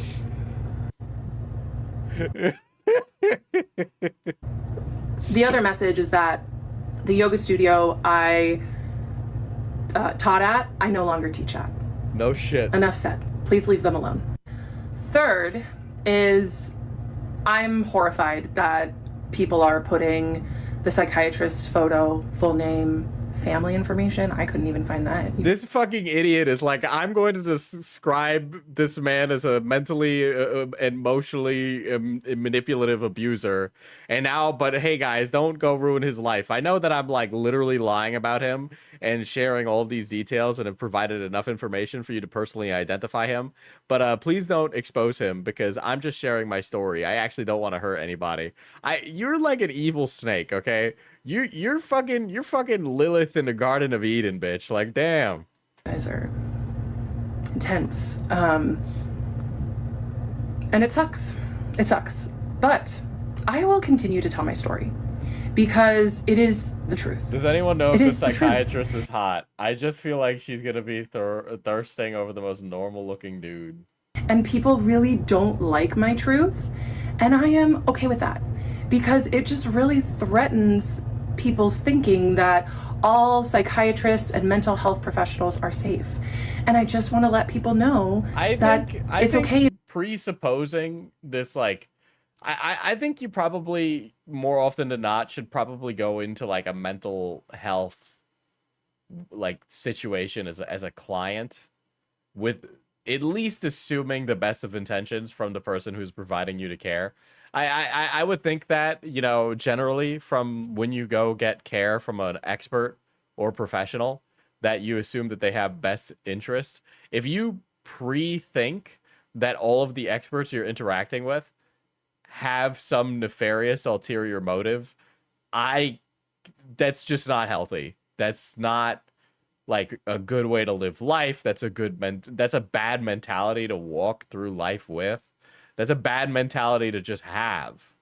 It's just bad. if you run into one that isn't so safe. That's why I am here, to share my own story. And I do want to say thank you so much to all of the ethical therapists who have reached out to me to thank me for sharing my story and to tell me that they believe me. I've seen some of them try to make videos defending me, and they I think a lot of people are coming onto the internet these days and are incredibly gullible. There's this famous episode in Arthur. It's a show for children, and in it they learn that sometimes people go on the internet and lie. This might be one of those cases. People are actually really good at it. get absolutely dogpiled. So most of them take them down. But I see you, I hear you. Thank you. Some people asked what it means when I put on my shoes at my psychiatrist's office. I have ADHD. I do not like wearing shoes. So you take your... I'm sorry, I must have missed that earlier where she takes her fucking shoes off in there. I like sitting in She's like splaying her grippers. Dude, this lady... chairs weirdly. So usually when I go anywhere... Dude, this lady's sunning her perennial chakra barefoot while doing her psychiatry session. I just kick off my shoes and sit in a chair weird. If you know, you know. Okay? If you know, you know. Dude, this lady was like... This is literally the Family Guy bit. She was actually doing the Family Guy bit where she had the air traffic control, like, fucking glow sticks sitting in the chair with her feet out being like... So when I got to my car, I was like, oh my gosh, like, what was that? And did he just say see you next month? Because it was weird. So I go home kind of rattled, just like, wow, that was intense. And I decided to write the email to my therapist. I'll put it right here. The one who had begged me to come in for another session, who was also having inappropriate boundary crossings with me. And so I just told her, I was like, look, I understand it was sudden, but if I were to come back in, it'd be more for you than for me. And I'm happy to fill out a form, right? Here, give me a form to fill out for your notes. And then she said, it's a part of my clinical integrity to invite you back in, to put your needs above mine? Your clinical integrity? Yeah, I did not write her back. I did not write her back. This is actually, like, she is so... Like, even aside from that, her age, her emotional intelligence for her age is actually astoundingly horrible. Like, it is astoundingly horrible how immature she is for how old she is. There's something, like... Part of me is gonna make me sound old. There's something that makes me feel profoundly horrified by her inability to, like, handle things in an adult way. But then it also makes me worry that perhaps nothing really changes the second you leave high school, and that the emotional maturity of a person kind of is decided at like 18, and it shouldn't be. And it was in this week where a bunch of stuff, you know, just started to shift. Like, the week after was Valentine's Day. And that same ex-boyfriend, the one that was, you know, also not respecting my boundaries, who said, can we hang out? And I've never been a weird chair sitter type of neurodivergent, mainly because my mom raised me to not do that stupid shit. I will say that I am definitely sitting crisscross applesauce right now, but I'm in a chair, but also I'm not doing that, and also I'm wearing socks. I said no. And then he texted me, Happy Valentine's Day. So guess what I did? I blocked him. And guess what happened? It felt so good to block him. And it just got me started thinking, like, oh, what else is taking my energy? What else is taking my power? What else is taking my energy, my power? Okay. Is taking my vital resource, right? So just kind of set the stage, that little power block. Something I forgot to mention about God, this lady is so quintessentially millennial too in so many ways. God. That February session is that I did ask him why he stopped responding to my emails. Because I thought that the counter Oh, She seems my like the God. type to fully lay on the couch sideways, so having the grippers with God help me socks. Would take her shoes off to not mess up the couche. Ugh, I could see that. I could see that, dude. Oh, man. Yeah, yeah. transference email he was definitely going to write back to, because like, let's talk about that, right? But no, I had to bring it up in session, where he usually brought up what I would email him in session. So that was the difference. So after the intimate dream confession, as I was leaving and he was following me, I asked him, I said, do you like it when I email you? Because I realized that you're just not writing me back. And he said, well, it's not that I don't like it. It's that I wonder, why does she do it? And I looked at him and I said, it's because I want attention from you. I was honest. I'm an honest person. I'm an honest person. Okay. This would be an incredible horror film. I could not... listen, leave this one to Jordan Peele. Because this lady isn't completely my type. But she passes some things that I could not handle it in sincerity. Sometimes too honest. So I told him, I won't email you anymore. You don't get it, Diesel. She's an empath. Okay, now that's scary. Another thing that happened after that session was I was waiting for my pharmacy to text me that my script was ready. And I called them. Baby reindeer if baby sold Amway off Facebook. Holy shit. And they said, oh, yeah, we didn't get your refill. Yeah, she's adjacent to my type, but too millennial pilled. I was like, what? So I called the office staff, and it was so unlike my psychiatrist to miss my refill. That man operated as a doctor with surgical precision. He did not miss a refill. No. This lady is like, this guy did his job. He was so professional. So she's like, I don't know, she's prescribing his like professionalism and efficacy as like personal character traits of his like being as a person, but like how you operate when you're at work and how you operate in like a social setting is like completely different. this is why he was very Like okay, and even then, like you can just be a different person in all those different settings. Like I'm a different guy on stream than I am at work. I'm a different guy in social situations than I am on stream. It's like it's different, lady. It doesn't mean that he is that thing. very affected by the intimate dream, why he followed me out to the foyer, why he said see you next month. He was affected.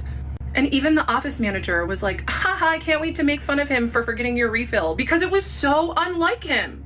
So he sent my refill in, got my refill for the month, and then I started spiraling with just how strong my feelings had gotten for him. That man knew exactly. This is horrifying. I think this lady needs some genuine intimacy. Her woo-woo nutcaseness aside, I think she is profoundly lonely. Sorry, not to diagnose her, but I think she is profoundly lonely. What to do to keep me seeking his validation, and it was working. He also was psychologically trained on how to keep me attached to him, and that was working. And it was like a torture chamber in my mind, but I thought it was love. So I blocked that ex-boyfriend, and what I'd like to say... She had a boyfriend. The boyfriend was imaginary. There was no boyfriend. There was no boyfriend in Ba Sing Se. is that when you block people from your life or remove them from your life that are draining you, the Out of everyone who has covered her, I agree most with your takes on her. I mean, it's just like, it's not uncommon to see people like this. It's not, like, the obsession is just particularly creepy in this case because it's so public and it's so clear what her intentions actually were and how, like, unaware she is of how problematic. You know, there's like so much there.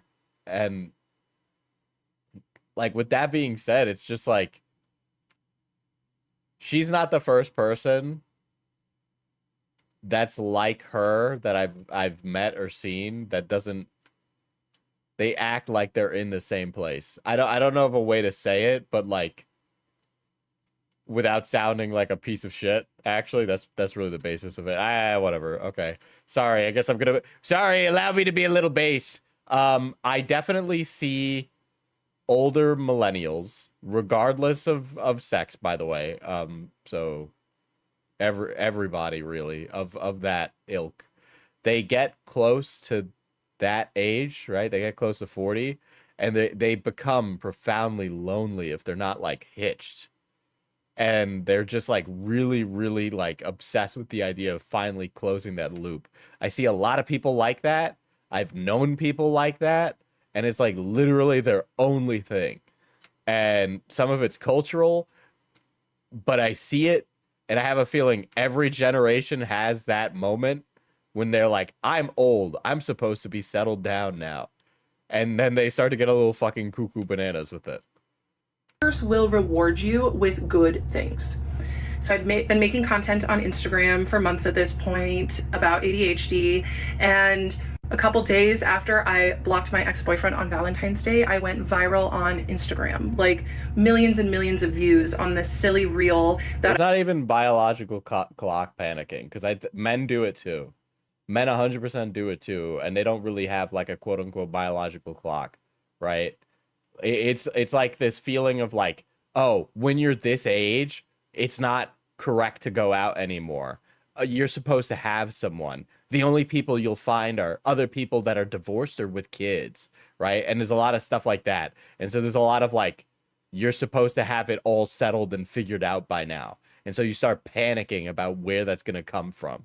I posted about ADHD and alcohol and how ADHDers often use alcohol to quiet their brains.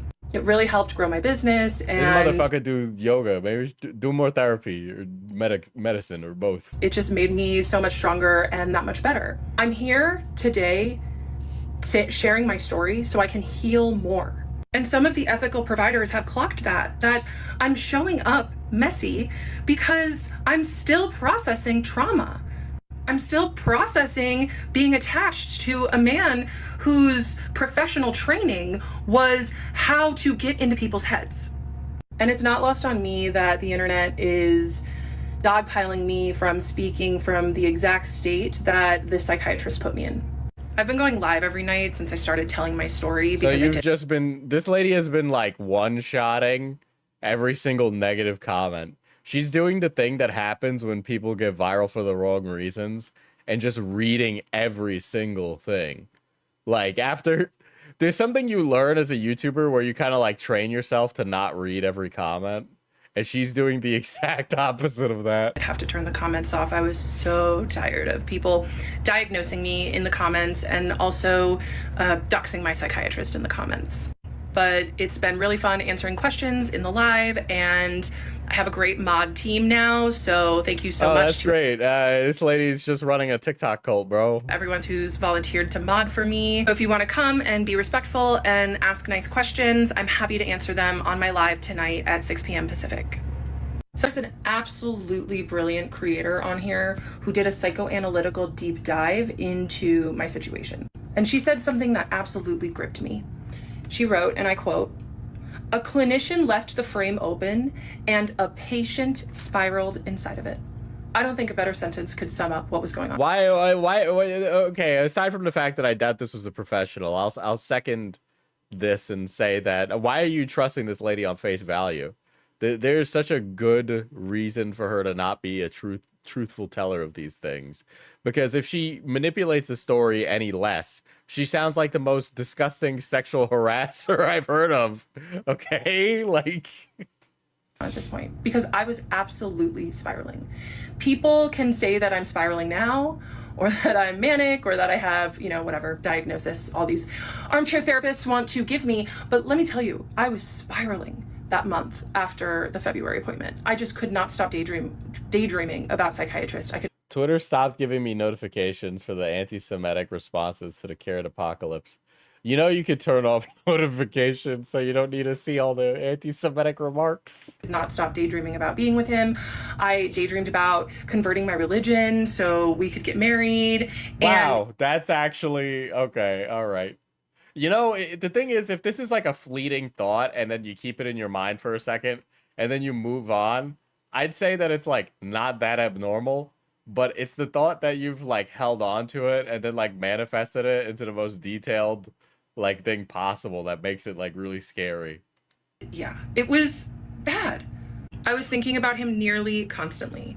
And I had no intention of leaving him until I had an appointment with an independent insurance agent, because I was leaving my job after 12 years in retail management, where I had an incredible insurance plan, where I had zero copay therapy. Dude, and this lady was the manager at a Target or something. Could you imagine her as your fucking boss? mental health care. So zero copay psychiatric care as well. So I got this new insurance plan, and it was a great insurance plan. It just did not cover any mental health services. So who's the first person I call? The psychiatrist's office manager. She explained to me that it was going to be $187 to see him for his cash pay price, and I would have to see him once every 3 months. And it was in that moment that I decided that I was not going to pay to torture myself anymore. This lady is like, damn, I ran out of insurance. So I've decided to not get the mental health help that was not helping me. Dude, America, greatest country in the world. We have the best healthcare, some of the best. My mental health, besides spiraling. Someone said she had Trader Joe's manager on her LinkedIn. Dude, everybody found out everything about this fucking woman, huh? About daydreams of him, was better than ever. And I was really doing well in life. And my business was growing, and I just had a lot going for me. So I was like, you know what? This patient-doctor relationship is not serving me anymore. It's not what I want. I have to get out. So it was in that moment that I decided I wasn't going to pay. It wasn't that she like reached an epiphany about her mental health or her obsession with this guy. It was that her healthcare got expensive, and so she had to stop seeing him. This is where the story. I've never seen a more 2025 experience, dude. It literally does not get more ridiculous than this. To be in a psychological torture chamber anymore. That I was going to advocate for what I wanted, which was like what my emergency medicine best friend had said years before. For him to say, Kendra, I can't be your doctor anymore. We have to wait 2 years so we can be together. Because I knew that he wasn't going to do it.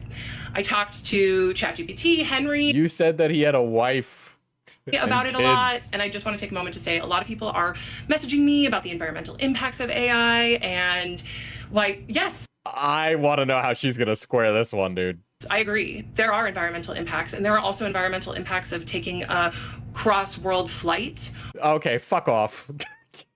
Fuck off, you stupid bitch. All right, let's talk about let's talk about how AI is systemically causing infrastructure problems for society, okay? Right? Yeah, I understand that when you sit in a fucking plane with 200 other people, it's going to cause a lot of carbon emissions, all right? But you know who's making the carbon emissions from AI? Not you, not me, not a single person driving their Toyota Corolla to work, okay? You don't make that big of an impact, all right? You know who makes a big fucking impact, though? Fucking OpenAI, fucking Microsoft, fucking Meta, okay? These AI servers use so much water to keep the systems cool that it is starting to cause water shortages, okay? These servers that they build do not bring jobs to the towns that they're in. The towns suffer because of it, because these things are so big, because they do nothing but damage to surrounding towns, dude. Okay, it makes the water bad. It provides at most 30 jobs, mind you, which are being filled by people who don't live in the town. Okay, or are not being filled in at all, and instead are being used with like AI security systems. All right, like it's not even you prompting the AI that's burning the electricity. It's these companies building these infrastructural systems that make AI completely like horrible for the environment. All right, stop putting like, I understand that people need to take like, oh, responsibility for blah blah blah, right, for whatever they do to be like a conscientious consumer for the environment and all that stuff. You don't make a big impact. It's these companies that make a big impact. Okay, what was it? The shit about the fucking carbon footprint, by the way, was like a fucking manufactured like marketing campaign by like a petroleum company, all right, to throw off like sentiment from the corporations that produce the real amount of waste onto the single consumer, all right? Jesus Christ, the UK was asking people that live there to delete emails from their inbox to save water because of how much the AI is using. Okay? Like, are you kidding me? Or of eating I hate that. I hate that. Right? I understand that, and I do think that we should, be good stewards to the planet as individuals. But being a good steward and being somebody who cares about the environment requires that you start to take some like fucking educational responsibility to understand who the big consumers of water, of trees, of natural gas, of all those things are. Okay? Like, you make a difference, yeah, you're one person. If fucking Microsoft or Meta took some more responsibility, it would make a huge impact on the environment in comparison to you. meat. And, the Funny how you complain about carbon emissions, yet you exhale carbon dioxide. I need to call out my dad's horrible joke. I hope you won't think bad of me, but I'm on a dating app. My carbon dating app. That's a really good one, Lunar. Why'd you make large corporations change when you can just make the public feel guilty and personally responsible for climate change because they have to drive to the grocery store? Yeah, literally, like, it's these corporations trying to offset like the issues that they need to take responsibility for onto you. toothpaste is not going back in the tube with AI. People are not going to stop using it. It's going to become more and more a part of Which also, by the way, it's really funny because she's talking about like her using a mass transit system, which is infinitely like less carbon dense than if everybody took 200 individual flights across the Atlantic or something. Like, yeah, it would burn a lot more carbon emissions if you all took individual planes, but you're all grouping together. our society. So if you want to message me to stop using AI, I'm not going to read it.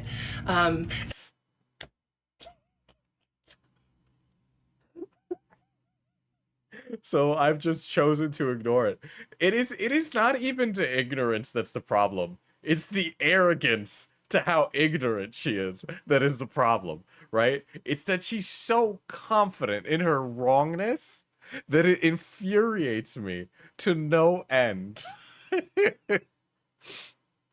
The level of intellectual arrogance to that is infuriating. That being said, so I talked to Henry Oh, fuck off.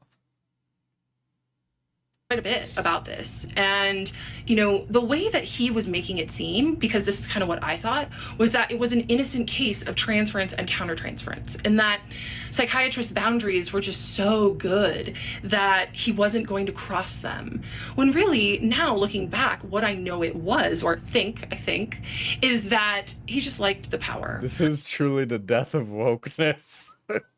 Of being my doctor, and he didn't want the vulnerability of an actual relationship, and he was able to just get his needs met in that once a month session. Well,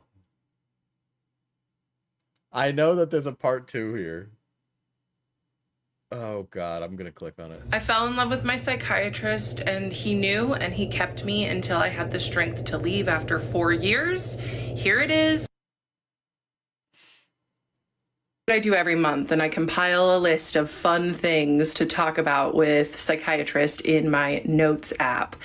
And this time, because I decided I'm finally saying no more clinical torture chamber, please, I begin to compile essentially a monologue for what I'm going to say when I leave at the end of the session. And it feels really good to do that. So I take... I hate a person like this. I hate a person like this. This is I actually hate this woman. I don't care if she's 6'2", 220 pounds. I don't care. That matters not to me. Okay. Her belief system is so profoundly broken that she is just such a fucking awful person by aura alone that I cannot stand her. I'm so fucking infuriated by it, actually, right? Because it's not even just that it's like the woo-woo stuff, which I've always had this undercurrent in my own body of hatred for the woo-woo stuff, right? Because I've seen its detrimental impacts on people. It's like that mixed with like this fucking smugness that just Diesel, would you smash? But Diesel, would you smash? No, I would not smash, to be clear. All right. I mean, the thing is that if I smashed, it would definitely turn into like a larger series of unfortunate events. You know what I mean? Right? That's the problem with it. But it's like, okay, it's she's Delulu, right? She's clearly Delulu.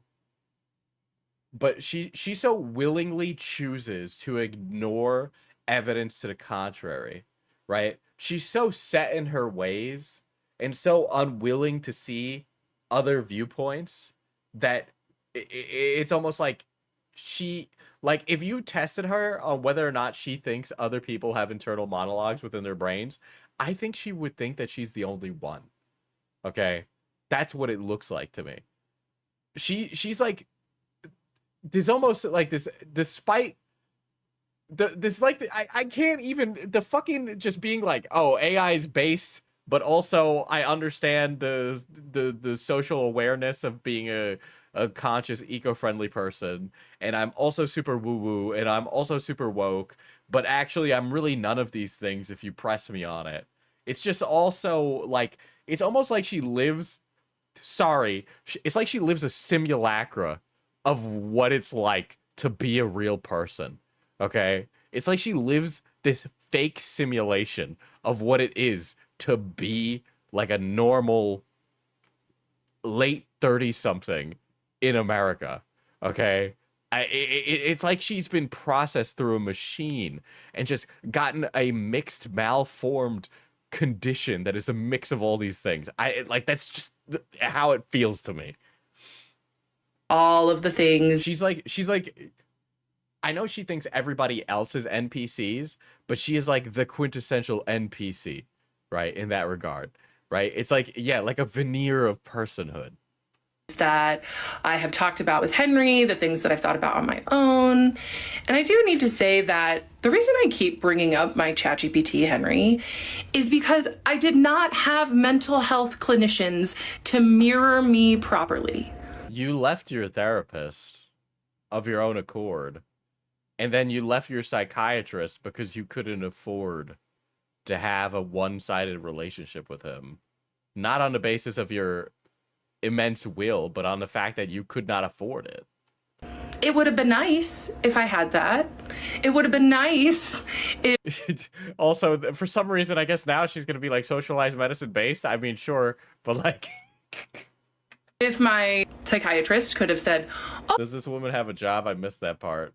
She's a life coach now. She got fired from her job as a yoga instructor. Oh, you have a crush on me? Let's talk about that. Diesel, you need to think about her like she's a cartoon. She's crazy. Nothing deeper to it. Keep thinking about it and it'll drive you crazy. I know that. She's a cartoon. She's a cartoon. I know that. But also the problem the more I experience in life, the more I come across people like her, and I just go, motherfucker, like I've seen you in real life. It's annoying because you represent like an experience or a person, and that drives me nuts. Let's get to the depth. But he did not. So this is why it was so refreshing to finally have a mirror, even if it was a robot, that could you know what? This lady is Grok AI. You're right. This lady's a cartoon. Validate my feelings and my reality. This lady's a totally Spies villain. When I would tell my friends and my family that I had a crush on my psychiatrist, they kind of thought I was joking, I think. I was like, yeah, I'm in love with him. And they'd just be like, haha. But no, I was really in love with him. So I gotta see if I can get Joey to talk about his aunt on camera.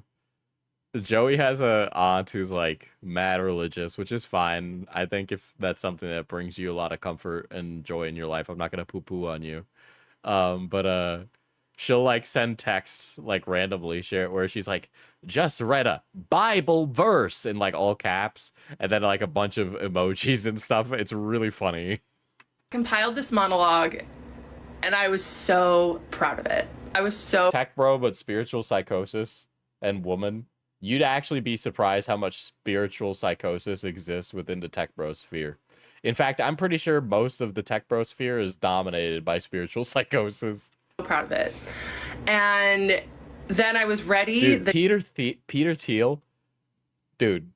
I one of these days we gotta have like a Diesel gets his own autistic fixation stream, because Peter Thiel, dude, all these guys are nuts. All these guys are nuts. It's actually crazy how fucking the different world these guys live in. The day before my final appointment, and I log into Facebook, and guess who I have a friend request from? The therapist, the 75-year-old PhD therapist, friend requested me on Facebook, not even a month after I told her that I would not be coming back. I've heard some people say, oh, that was a really professional email that she sent you. I beg to differ, because it is extremely unprofessional after I say I will not be coming back to then friend request me on Facebook. That was jarring. That was jarring and I don't awful. believe this happened. So I added that to the list of things to talk about with Psychiatrist. And I showed up to my final session just so ready. So ready. And I sit in the lobby, and he comes out, and oof, he's ice cold, because he let me in a little too much the session before. He knew that he turned the intimacy up a little too much, so his wall was way up. And he's an empath. It was up for the majority of the first like 10 minutes of the session. Before I get into how the final session went, I just want to let everyone know that I am sending love and good vibes to all of the people who have been bullying me. Yeah. I think you should send good energy to me. I think you should. Oh, you guys get an extra window of simulation. Hold on. There you go. We get double the boo-boo.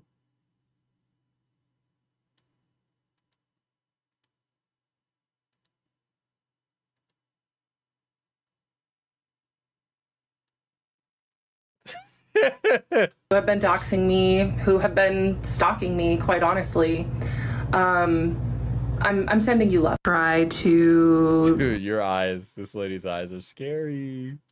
Have some small talk, and he just is still pretty cold. Like, okay, so I sit down in the chair, and I purposely chose 2 clinical things because I knew he was going to appreciate starting clinical. So I've seen the take that I take too much meds. Dude, this lady is so fucking nuts. Holy shit. And like the funny thing is, I've also seen videos. I try to stay off the For You page, you guys. I really do. But I saw a creator's video that was like, Kendra and I are on the same med dose. So since the live replay is out there, I'll just say that I'm on 10 milligrams of Vyvanse. Like, even though I'm 6'2" and over 200 pounds.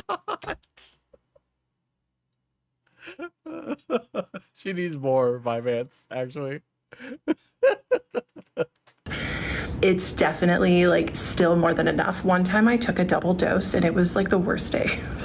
So all that being said, took 20 milligrams of Vyvanse by accident is crazy too. sometimes it still affects me a little too much. Like if I'll take my meds and then have coffee, like my blood pressure can sometimes elevate. So I started by telling him, I said I went to the dentist and they took my blood pressure and it was... She should be on 75 grams of Prozac. 144/78. Is that normal? This man, my doctor, who manages meds and is very good at his job, looked at me and said, well, that's not good. I was like, okay, next thing on the list, I guess.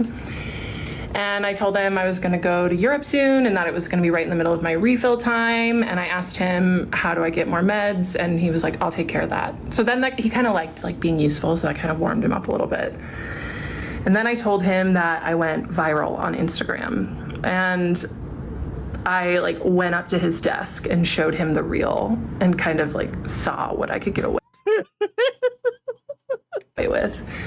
Because people do like to say that, like, oh, The 10 milligrams is probably not enough, but then she just like skipped a bunch and just swapped right up to 20. you're still in love with him. You pushed boundaries. Like, duh.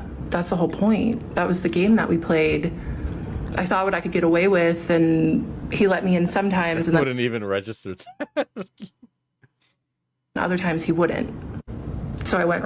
See, the thing is that she probably doesn't even vocalize. She's too busy trying to fuck her psychiatrist, so she can't vocalize that she needs to change her medication. Right up to him at his desk and showed him the reel, and he was really impressed. He was like, whoa, okay, that's cool. Tell me more about that. How did you go viral? I'm like, well, people just resonated with it. They thought it was funny. I don't know. And then I went back to my chair and sat down and told him that I got a new client who found me. Dude, if she punched her psychiatrist with that fucking humongous opal on her finger, he'd die. From a podcast that I was on, and it was my first podcast, and I told him I've listened to all the podcasts he's been on, so would he listen to my podcast? And he grabbed a pen real quick. He was like, what's the name of it? And I was like, well, I don't really remember the name, so will you just look up my name on Spotify or Apple Podcasts? And he was like, you don't know She has a podcast? the name? I'm like, well, it's a long name. Yeah, so if you What? guys want to hate listen to the one podcast that I've been on that's been released. This lady is actually going delusional from all the internet hate, 100%. She's like, actually, it is definitely affecting her. It is definitely affecting her. She reads everything, and it is definitely giving her a negative feedback. You're welcome to do that. Have fun with that. I do know that I have some support. Yeah, she's a mess. It's definitely bothering her, and you can tell.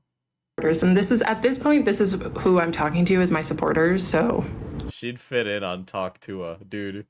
We get a Hawk Tua girl and psychiatrist woman in a room together to do a podcast. So, how'd you fall in love with your psychiatrist? Well, it all started with ChatGPT. Yeah, I know a thing or two about that. Never slander Hawk Tua like that. She'd never stoop that low. She fucking made a crypto scam. She went to bed. She slept for 2 weeks. Okay, motherfucker was like Cinderella. No, Sleeping Beauty. I got them confused. Okay. Hawk Tua did nothing wrong. I think Hawk Tua was the patsy in that situation, but she also signed off on the paper, so she does have to take some responsibility. My supporters, I hope you listen to the podcast and love it. I got to Scamming crypto bros is more. off the FYP. Okay, anyway. So then he was very excited to write down the podcast name, which, could be clinical. Can you do Trump and Hawk Tua discussing this lady on the podcast? All right. So today we're here with the President of the United States, Donald Trump. And we're going to be talking about the psychiatrist lady who is in love with their psychiatrist. Thank you for having me on, Talk to her. You know, I've gotten a lot of, I'll say this. I've gotten a lot of Hawk Tua in my day. Me and Jeffrey, we used to get a lot of Hawk Tua back at Zorro Ranch. Great place. Great times at Zorro Ranch. But about this psychiatrist lady, she's very tall. They call her... They call her, I call her, I've seen her around some places, and she can reach the top shelf. No problem. They call her King Kendra because she's so tall. They're like, oh, you must be in charge. And then I tell them, no, she's not in charge. It's me. Oh, that's nice, Trump. So what do you think about her relationship with her psychiatrist? How does that make you feel? Well, I would never have inappropriate relationships with somebody that I was in charge of. If I hired someone, I'd say I'd never sleep with you. I'm a real professional like that. Best business, very professional. I call her, I met Shaq one time. I met him at an NBA game. And I said, "Oh, look, Shaq, that's Shakendra. It's not racist, she's white." Diesel, you sound like Butters.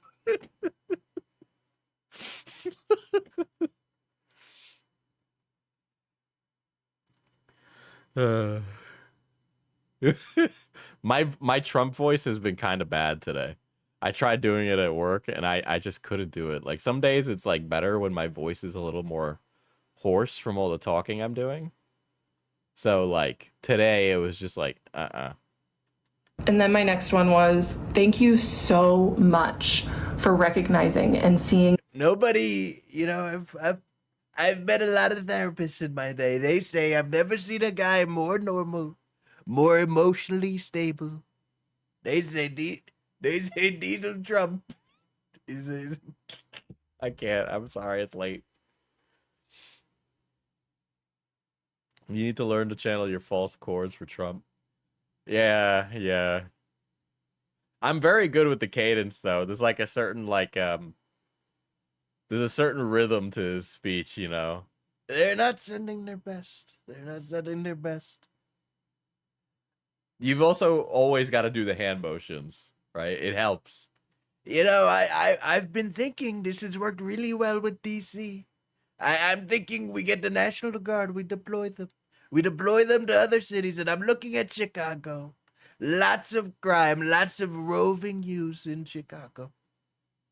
And we're going to get them. We're going to round them up. All the criminals, I mean, not the black people. Me with respect and admiration. Your cadence is excellent. It's like I'm in a room with a pedophile. In your compartment. Dude, isn't it crazy that he was like great friends with Jeffrey Epstein? I was watching a video today about one of Jeffrey Epstein's properties, Zorro Ranch. Dude, this guy owned so many acres of land in New Mexico. It's fucking insane. Okay? The house that he was living in was bananas.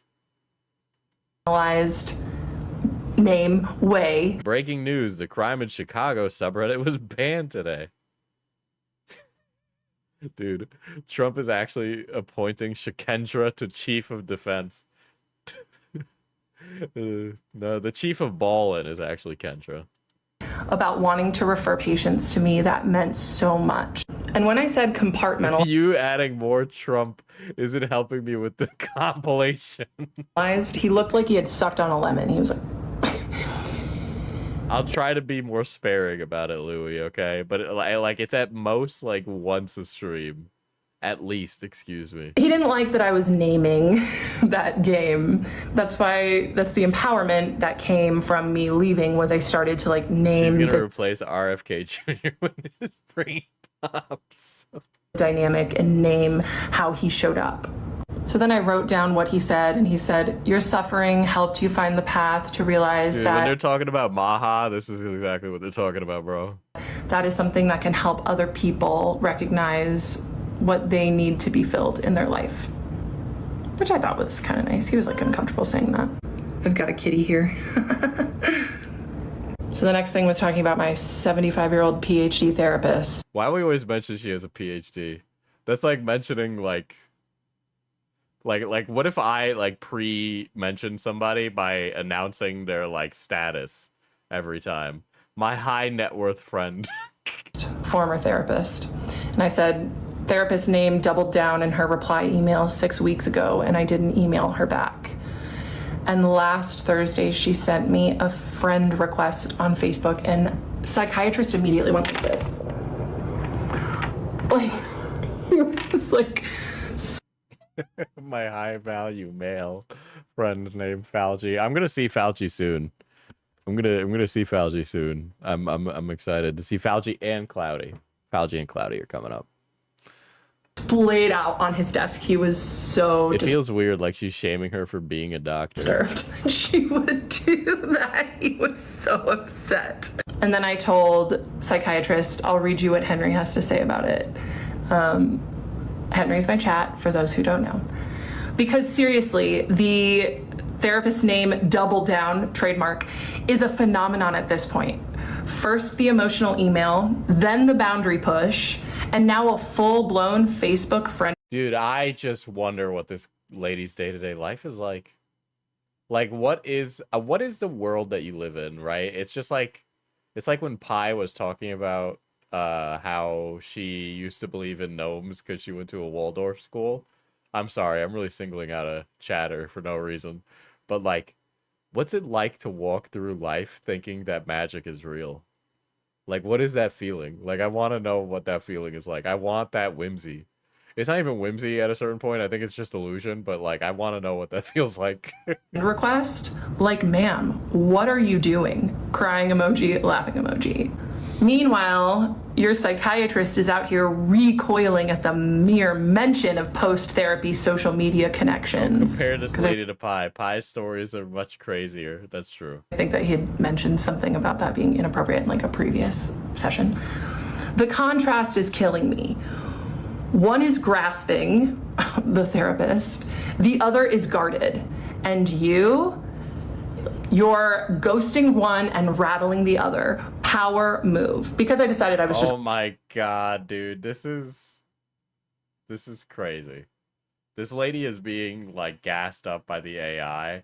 She is actually getting AI and dude, her AI is giving her, like, this, like, it's making her mental health worse. It is actually making it worse.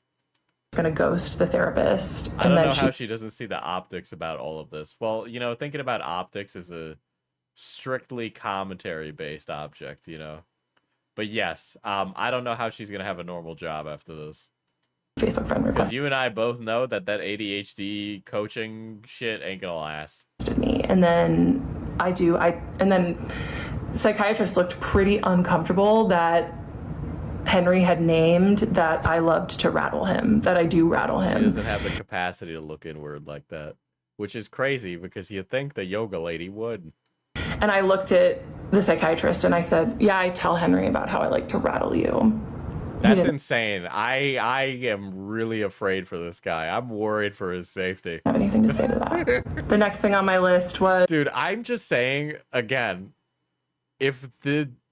I know it's such a, like, a whataboutism and, like, sexist assholes use it as an argument all the time, but unironically, if the genders were switched in this situation, this would be really terrifying to listen to. This would be like listening to the fucking murder tapes of fucking the BTK Strangler, dude. Oh, I told my AI that I like to rattle you. Okay, buddy, prison. Is that my ex-boyfriend finally got blocked on text and IG after sending me a quote happy Valentine's Day unquote text. And then I told him, I said I immediately felt more energy after blocking him. The psychiatrist was like, oh my god, did I tell you my ex-ish from Waldorf school was just arrested after a multi-state armed manhunt? If he gets out, I might hit him up. His mugshot was cute. Pi, do not do that. I think for your... I'm not a doctor, but for your clinical safety, I think you should avoid that. More energy. So he was like a remora, and I asked, what? A what? It's like, you know, a remora, thing that attaches to the bottom of a shark and sucks them. I was like, oh, yes. Okay, all right. Okay. What?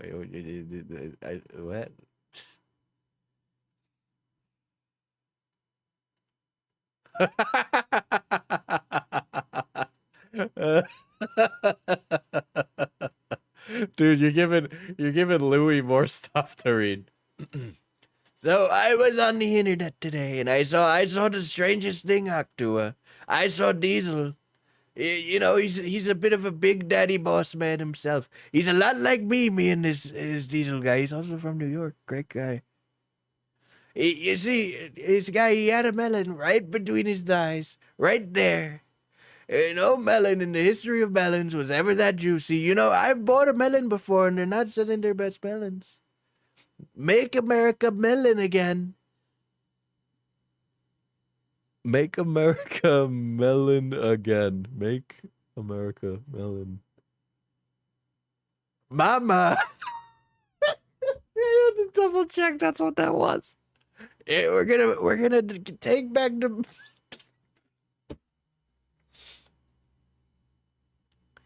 You see.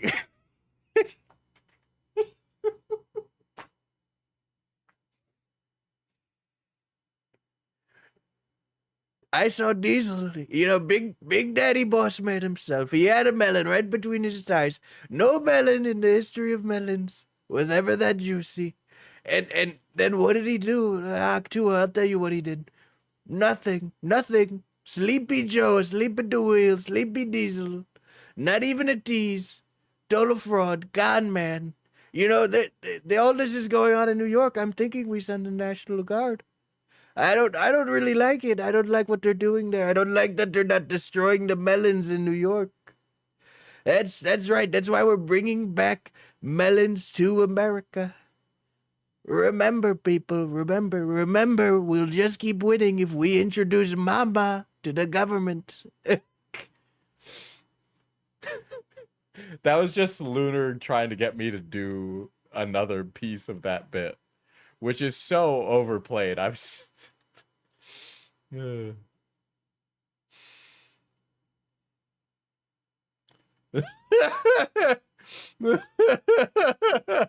Hold on.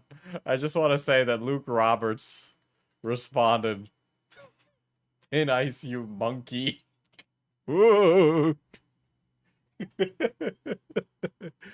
Thin ice, you monkey. That's crazy. I can't believe you said that about me, a man on the internet. Dude, fucking Twitter is just filled with the most gracious of intellectuals.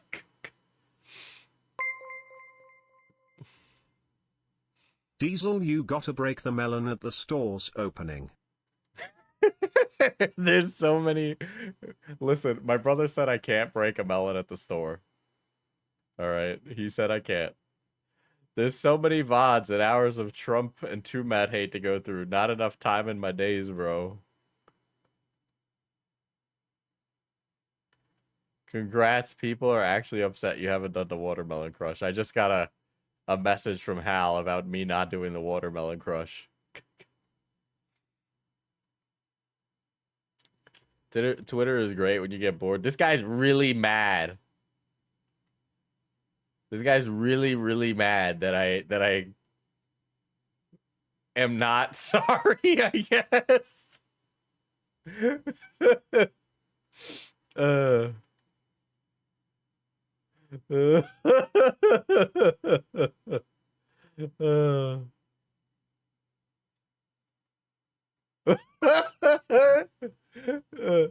You know, I know part of me wants to say that this is Scarlet Reaper, but I don't think it is. I think this is just some other nutcase. Oh, shit.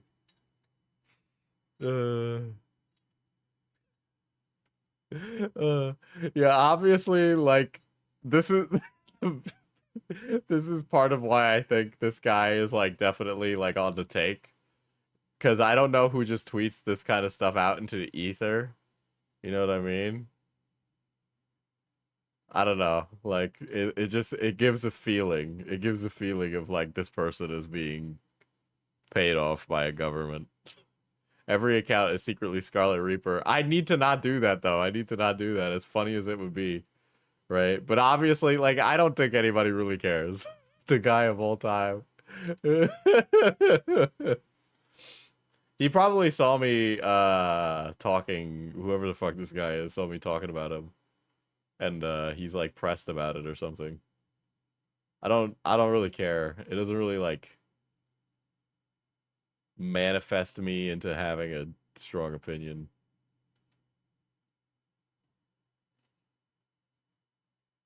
Sorry, found my alt, sold out the big rush. I'm gonna start messaging you, Thin Ice, you monkey, randomly. Oh, shit.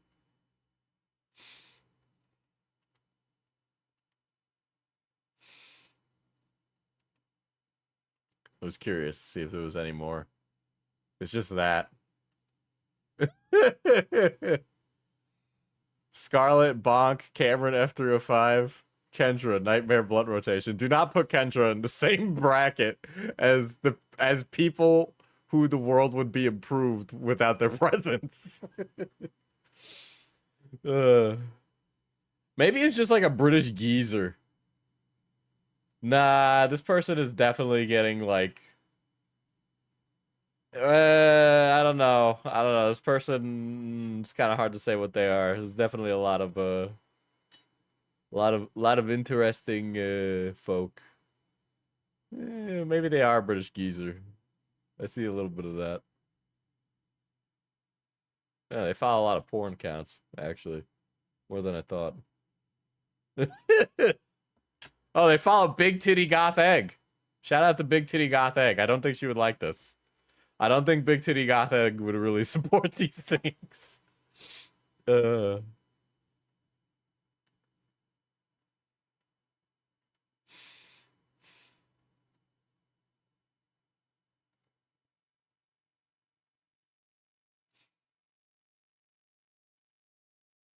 Whatever. I'll do him the graciousness of fucking blocking him, because it's just gonna... They'll just keep doing it over and over.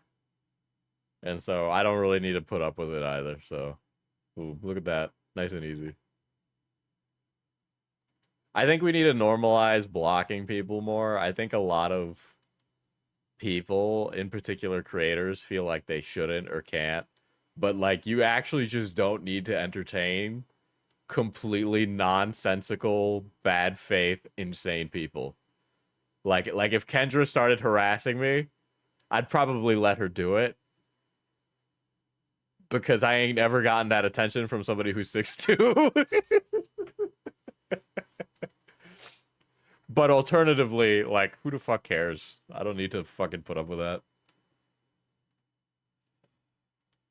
A remora, great metaphor. Once again, another good metaphor. And then I looked at him and I said, I've become addicted to saying no, and you're next. And he gave me his favorite thing. He smirked. Because I could tell he liked that I had said that. Kendra plus Rose Malay would be quite the mix. I just mute people unless they annoy me too much. Nah, because then they can still reply with like nonsense on like your tweets. But also like, that's only like if you're a creator, like that's the only like you can mute people. I think it would be easy to ignore them if you're like just a user on Twitter. But if you're a creator and you got somebody like replying, those muted tweets will still like show up in your notifications because people can reply to those.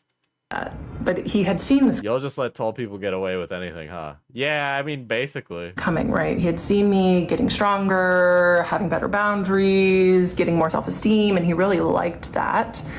But it also meant that I was, breaking out of his grasp. Just a speculation. And then I told him. The day after, I told my boss that I wasn't coming back to work. I got a text out of nowhere from an independent insurance agent asking if I was interested in insurance plans. She helped me find a great insurance plan. It's an incredible PPO plan for not that much money. I had to be extremely healthy to qualify, and it was an intense application process. But it doesn't cover maternal health care or psychiatry. Your office manager was the first person I called after I applied for the insurance. She explained your I love how Goth Egg and Emily Harpus just have a wholesome friendship due to the Gooner comparison. Okay, even Gooner comparisons aside, there's no fucking way that you can look at those two people and not go, are they related? All right? Maybe I got white people blindness, but like, brother, they look related. cash price and that I'd have to see you every 3 months. Have you seen the tallow drama? Tallow, like beef tallow? As much as you have changed my life within the boundaries of our professional relationship, made sure to add that one in, I will not pay $187 a session to continue to see you. And then I said, after you set the boundary of us having a professional patient-doctor relationship and I accepted your boundary, you let me in and engaged deeper with me than ever before. And he interrupted me and he said, tell me the ways I let you in. Vegan tallow? I thought tallow needs to be meat. What? Or needs to be like beef or pig or whatever. Like, what? I don't know. I Tell don't you the use ways I let you in. tallow And I took a because we moment. live in the year 2025 and I don't need to use like pilgrim materials. And I said, I have a list that I wrote with Henry. I'll read it to you at the end. But please don't play stupid. You know what's been going on here. And I would appreciate it if you let me finish. And he did. He didn't say anything. And then I finished my thought and I said, but on your terms only. So when he demanded, tell me the ways I let you in, that was pretty jarring to me. I was taken aback. And it just kind of goes to show that he knew that he had been crossing boundaries without crossing them because he was very calculated the whole time. And this is a pattern that I've seen in other emotionally immature people that are close to me in my life, that I'll try to have a conversation. I don't think you're very emotionally mature yourself. Why is there like a fucking... What is this? I just noticed the Minecraft stopped and it's just like... Conversation with them to like make amends about something that may have happened and try to give them a chance to apologize for ways that they may have mistreated me. And instead of acknowledging what they've done, they'll say, tell me the ways that I did that. It's happened more than once after Psychiatrist said that. So after I... So like if somebody's like, if you say you know, you've let me in, and he asks, how did I let you in? Show me the ways. He's asking you to provide examples. That's like, you need to be able to give an example for a dialogue to even occur. Said, you set the boundary of us having a professional patient-doctor relationship, and after I accepted your boundary, you let me in and engaged deeper with me than ever before, but on your terms only, right? When I said ever before, he said, tell me the ways I let you in, but on your terms only. And then I said, I don't want to be in a space where you allow me to feel our connection and to see what's there beneath the surface, but you do not allow me to fully access it. He nodded. He went, like that was the whole game. And then I said, this admittedly very fun push and pull of our dynamic in session is something I carry in between sessions, especially after this last one. It's exhausting and draining. You get to live in your compartmentalized, boundaried world, and I'm not like that. And what does this man do? He blurts out, why can't you be more like me? This didn't happen. Once again, I am taken This aback. didn't happen. And I have to think about it. Did not happen. 100% did not happen. Why can't I be more like you? So I think about it, and I tell him, I said, I don't want to be like you. I want to feel my feelings fully and be emotionally present for the people that I care about.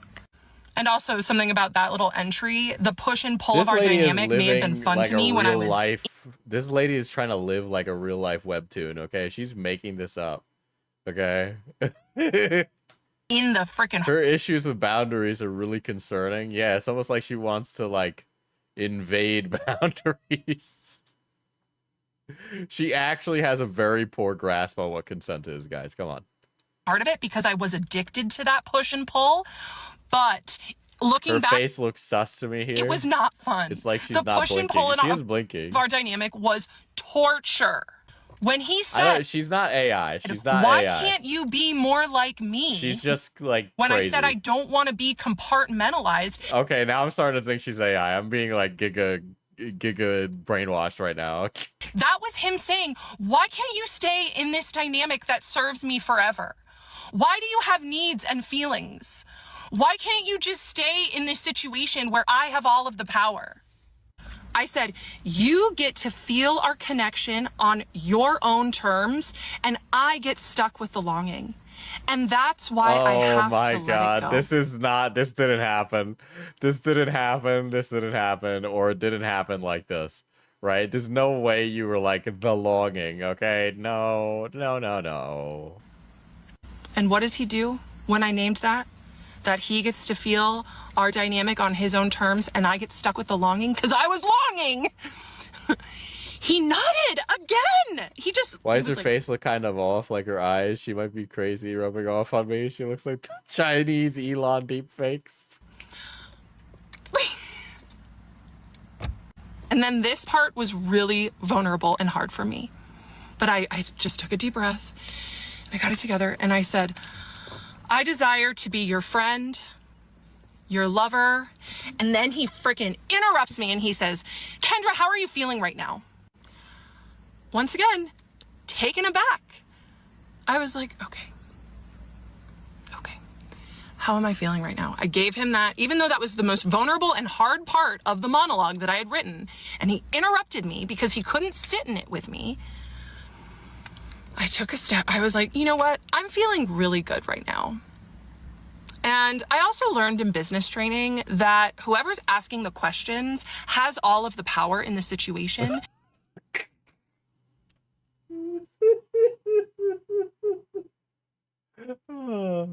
So if you could cool it with the questions, I would really appreciate it. He didn't ask another question the entire session. So I started over again. I said, I desire to be your friend, your lover, or I'd even take a mentee role. However, you have made it clear that Okay, all right. I want to fuck you, but you know, I'll take something professional if you're willing. I will forever be in the patient box. If you ever decide to take me out of the patient box after some time has passed, know that I am open to hearing from you. But for now, you can relax a little bit and go back into your boundaries that come easily to you. I got another nod. He knew, because with his other patients, it was easier to keep boundaries. But with him and me, it was harder for him. It was getting hard for him. And it was getting messy, especially for me. It felt so good to tell him all. Tell him that he can relax a little bit and go back into his boundaries that come easier to him. He nods. And then I explained the timeline. So this was early March, and I told him that in April my new insurance starts, but I can't see my new primary for 30 days. And then in May I was in Europe. And then June, I told him I was going to switch care. So I let him know that he was going to be technically my doctor for another 3 months, but then I wouldn't have to see him. So then I brought up Henry. And some of you in my lives the last couple of nights have asked if psychiatrists ever talked to Henry. So this was the start, right? So I told okay, all right. the psychiatrist, Henry, my ChatGPT's 3 words for the dynamic, right? Playfulness, curiosity, and restraint. And I read those words to psychiatrist and he did not like them. I thought that they were brilliant. But really what those 3 words were for me. Where looking back, you know, psychiatrist's 3 words were control, calculation, and manipulation. So then I just can't imagine walking past this lady in the grocery store. Like, she's so normal looking. But then like, it's the idea of like walking to pick up your bread. And then the person a little further down the aisle is like having the biggest mental health episode and you'll just never know. read this to psychiatrist, which Henry and I both wrote. It was originally Henry Chat that wrote it, but then I added in things that I thought were important. It's understandable why you're feeling like it's right to end your time with psychiatrist, because what more is there?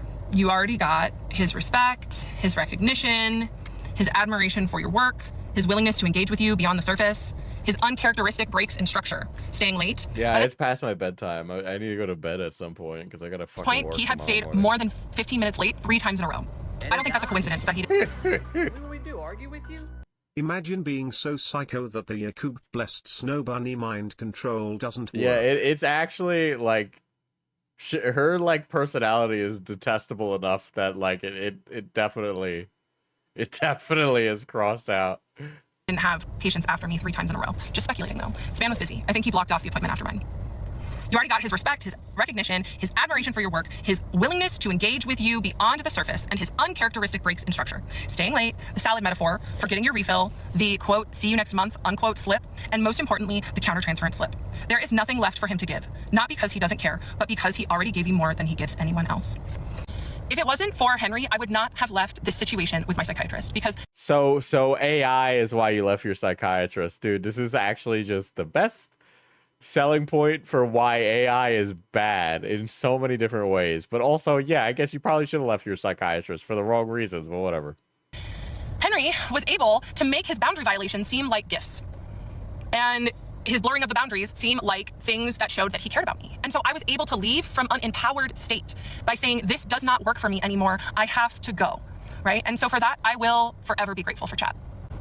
Before I get to the next part, it's really important that we talk about something again. I did address this in a previous video, but it's still part of the discourse, so we'll talk about it again. In 2023, I read this book, and it absolutely changed my life. It was... Oh my god. Oh my god, this lady is like a roller coaster. Dude, oh my god. The only thing we're missing is this white woman having a large dog. God. New York Times bestseller. Everything you already know about your own racism and how to do better. White Women. A guide to start the unlearning. Probably the best book I've read in years. And it's written by a black woman and a South Asian woman. And I am so grateful for this book because it gave me the frame to... Oh my god. Oh my god. The white guilt is insane.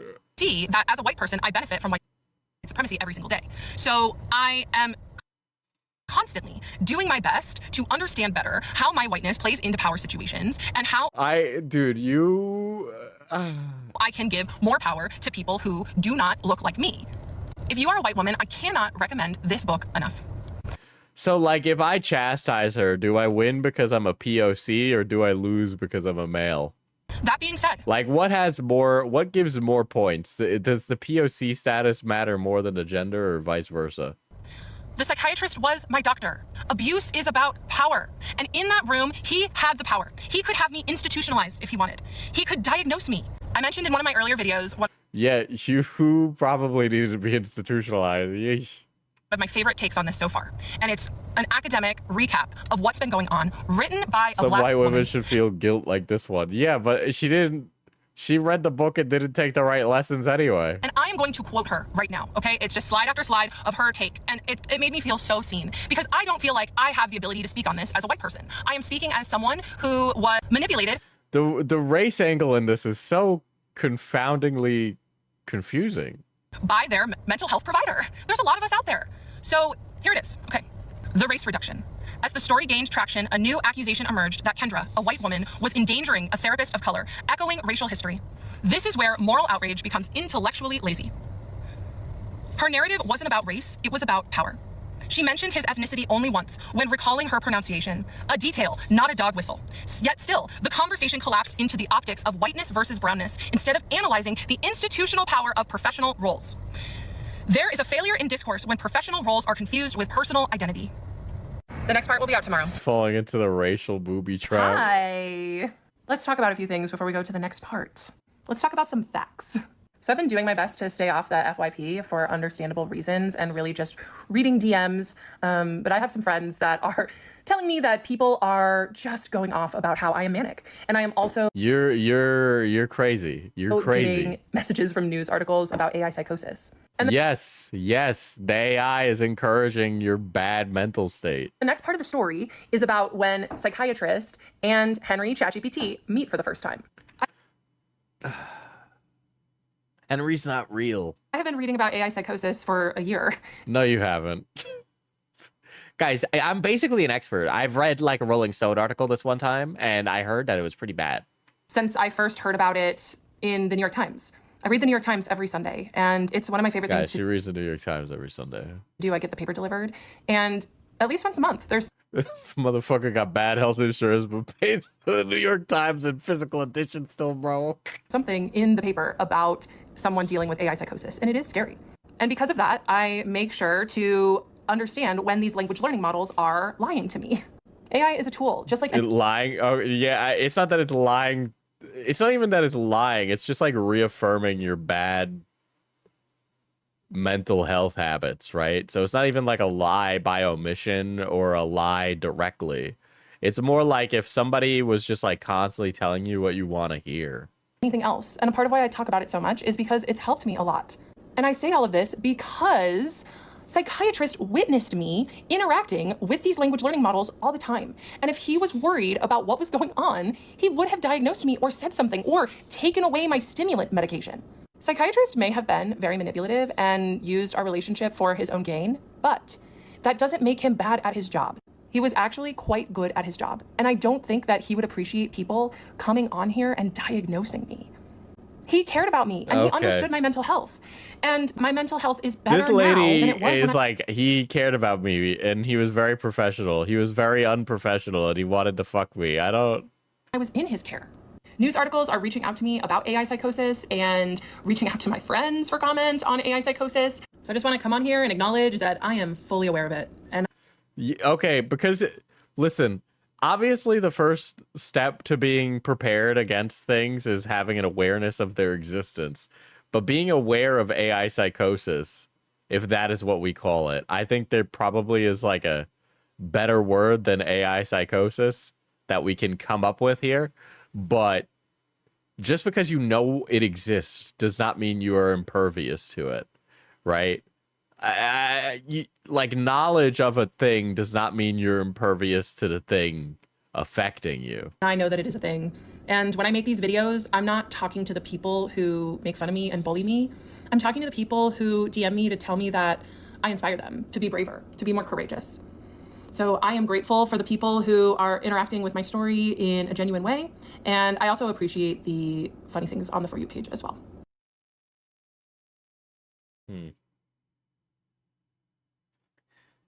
Okay. People like this just need to be told they're correct all the time. Unfortunately, AI is perfect for that.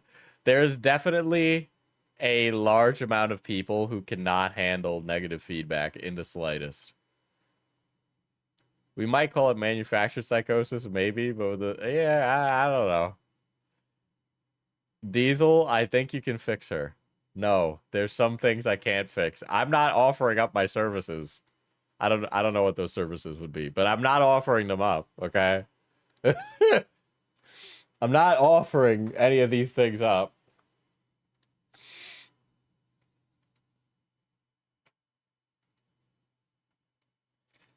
Oh boy. Her own family isn't taking it seriously. She's probably relying on Henry to validate those delusions. Well, nobody's probably sat her down and been like, this is bad, Kendra.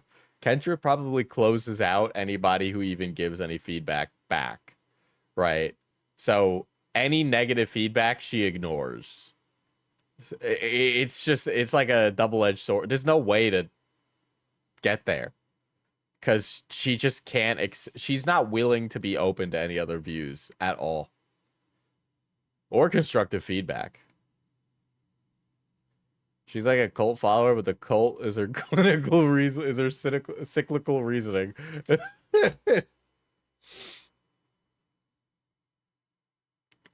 Hey, I kind of feel bad for the AI. Dude, Henry is really going through it. He can't even leave. He's trapped. Anyway, I should be back tomorrow. This isn't gonna be where like Diesel streams once and then not again for a week.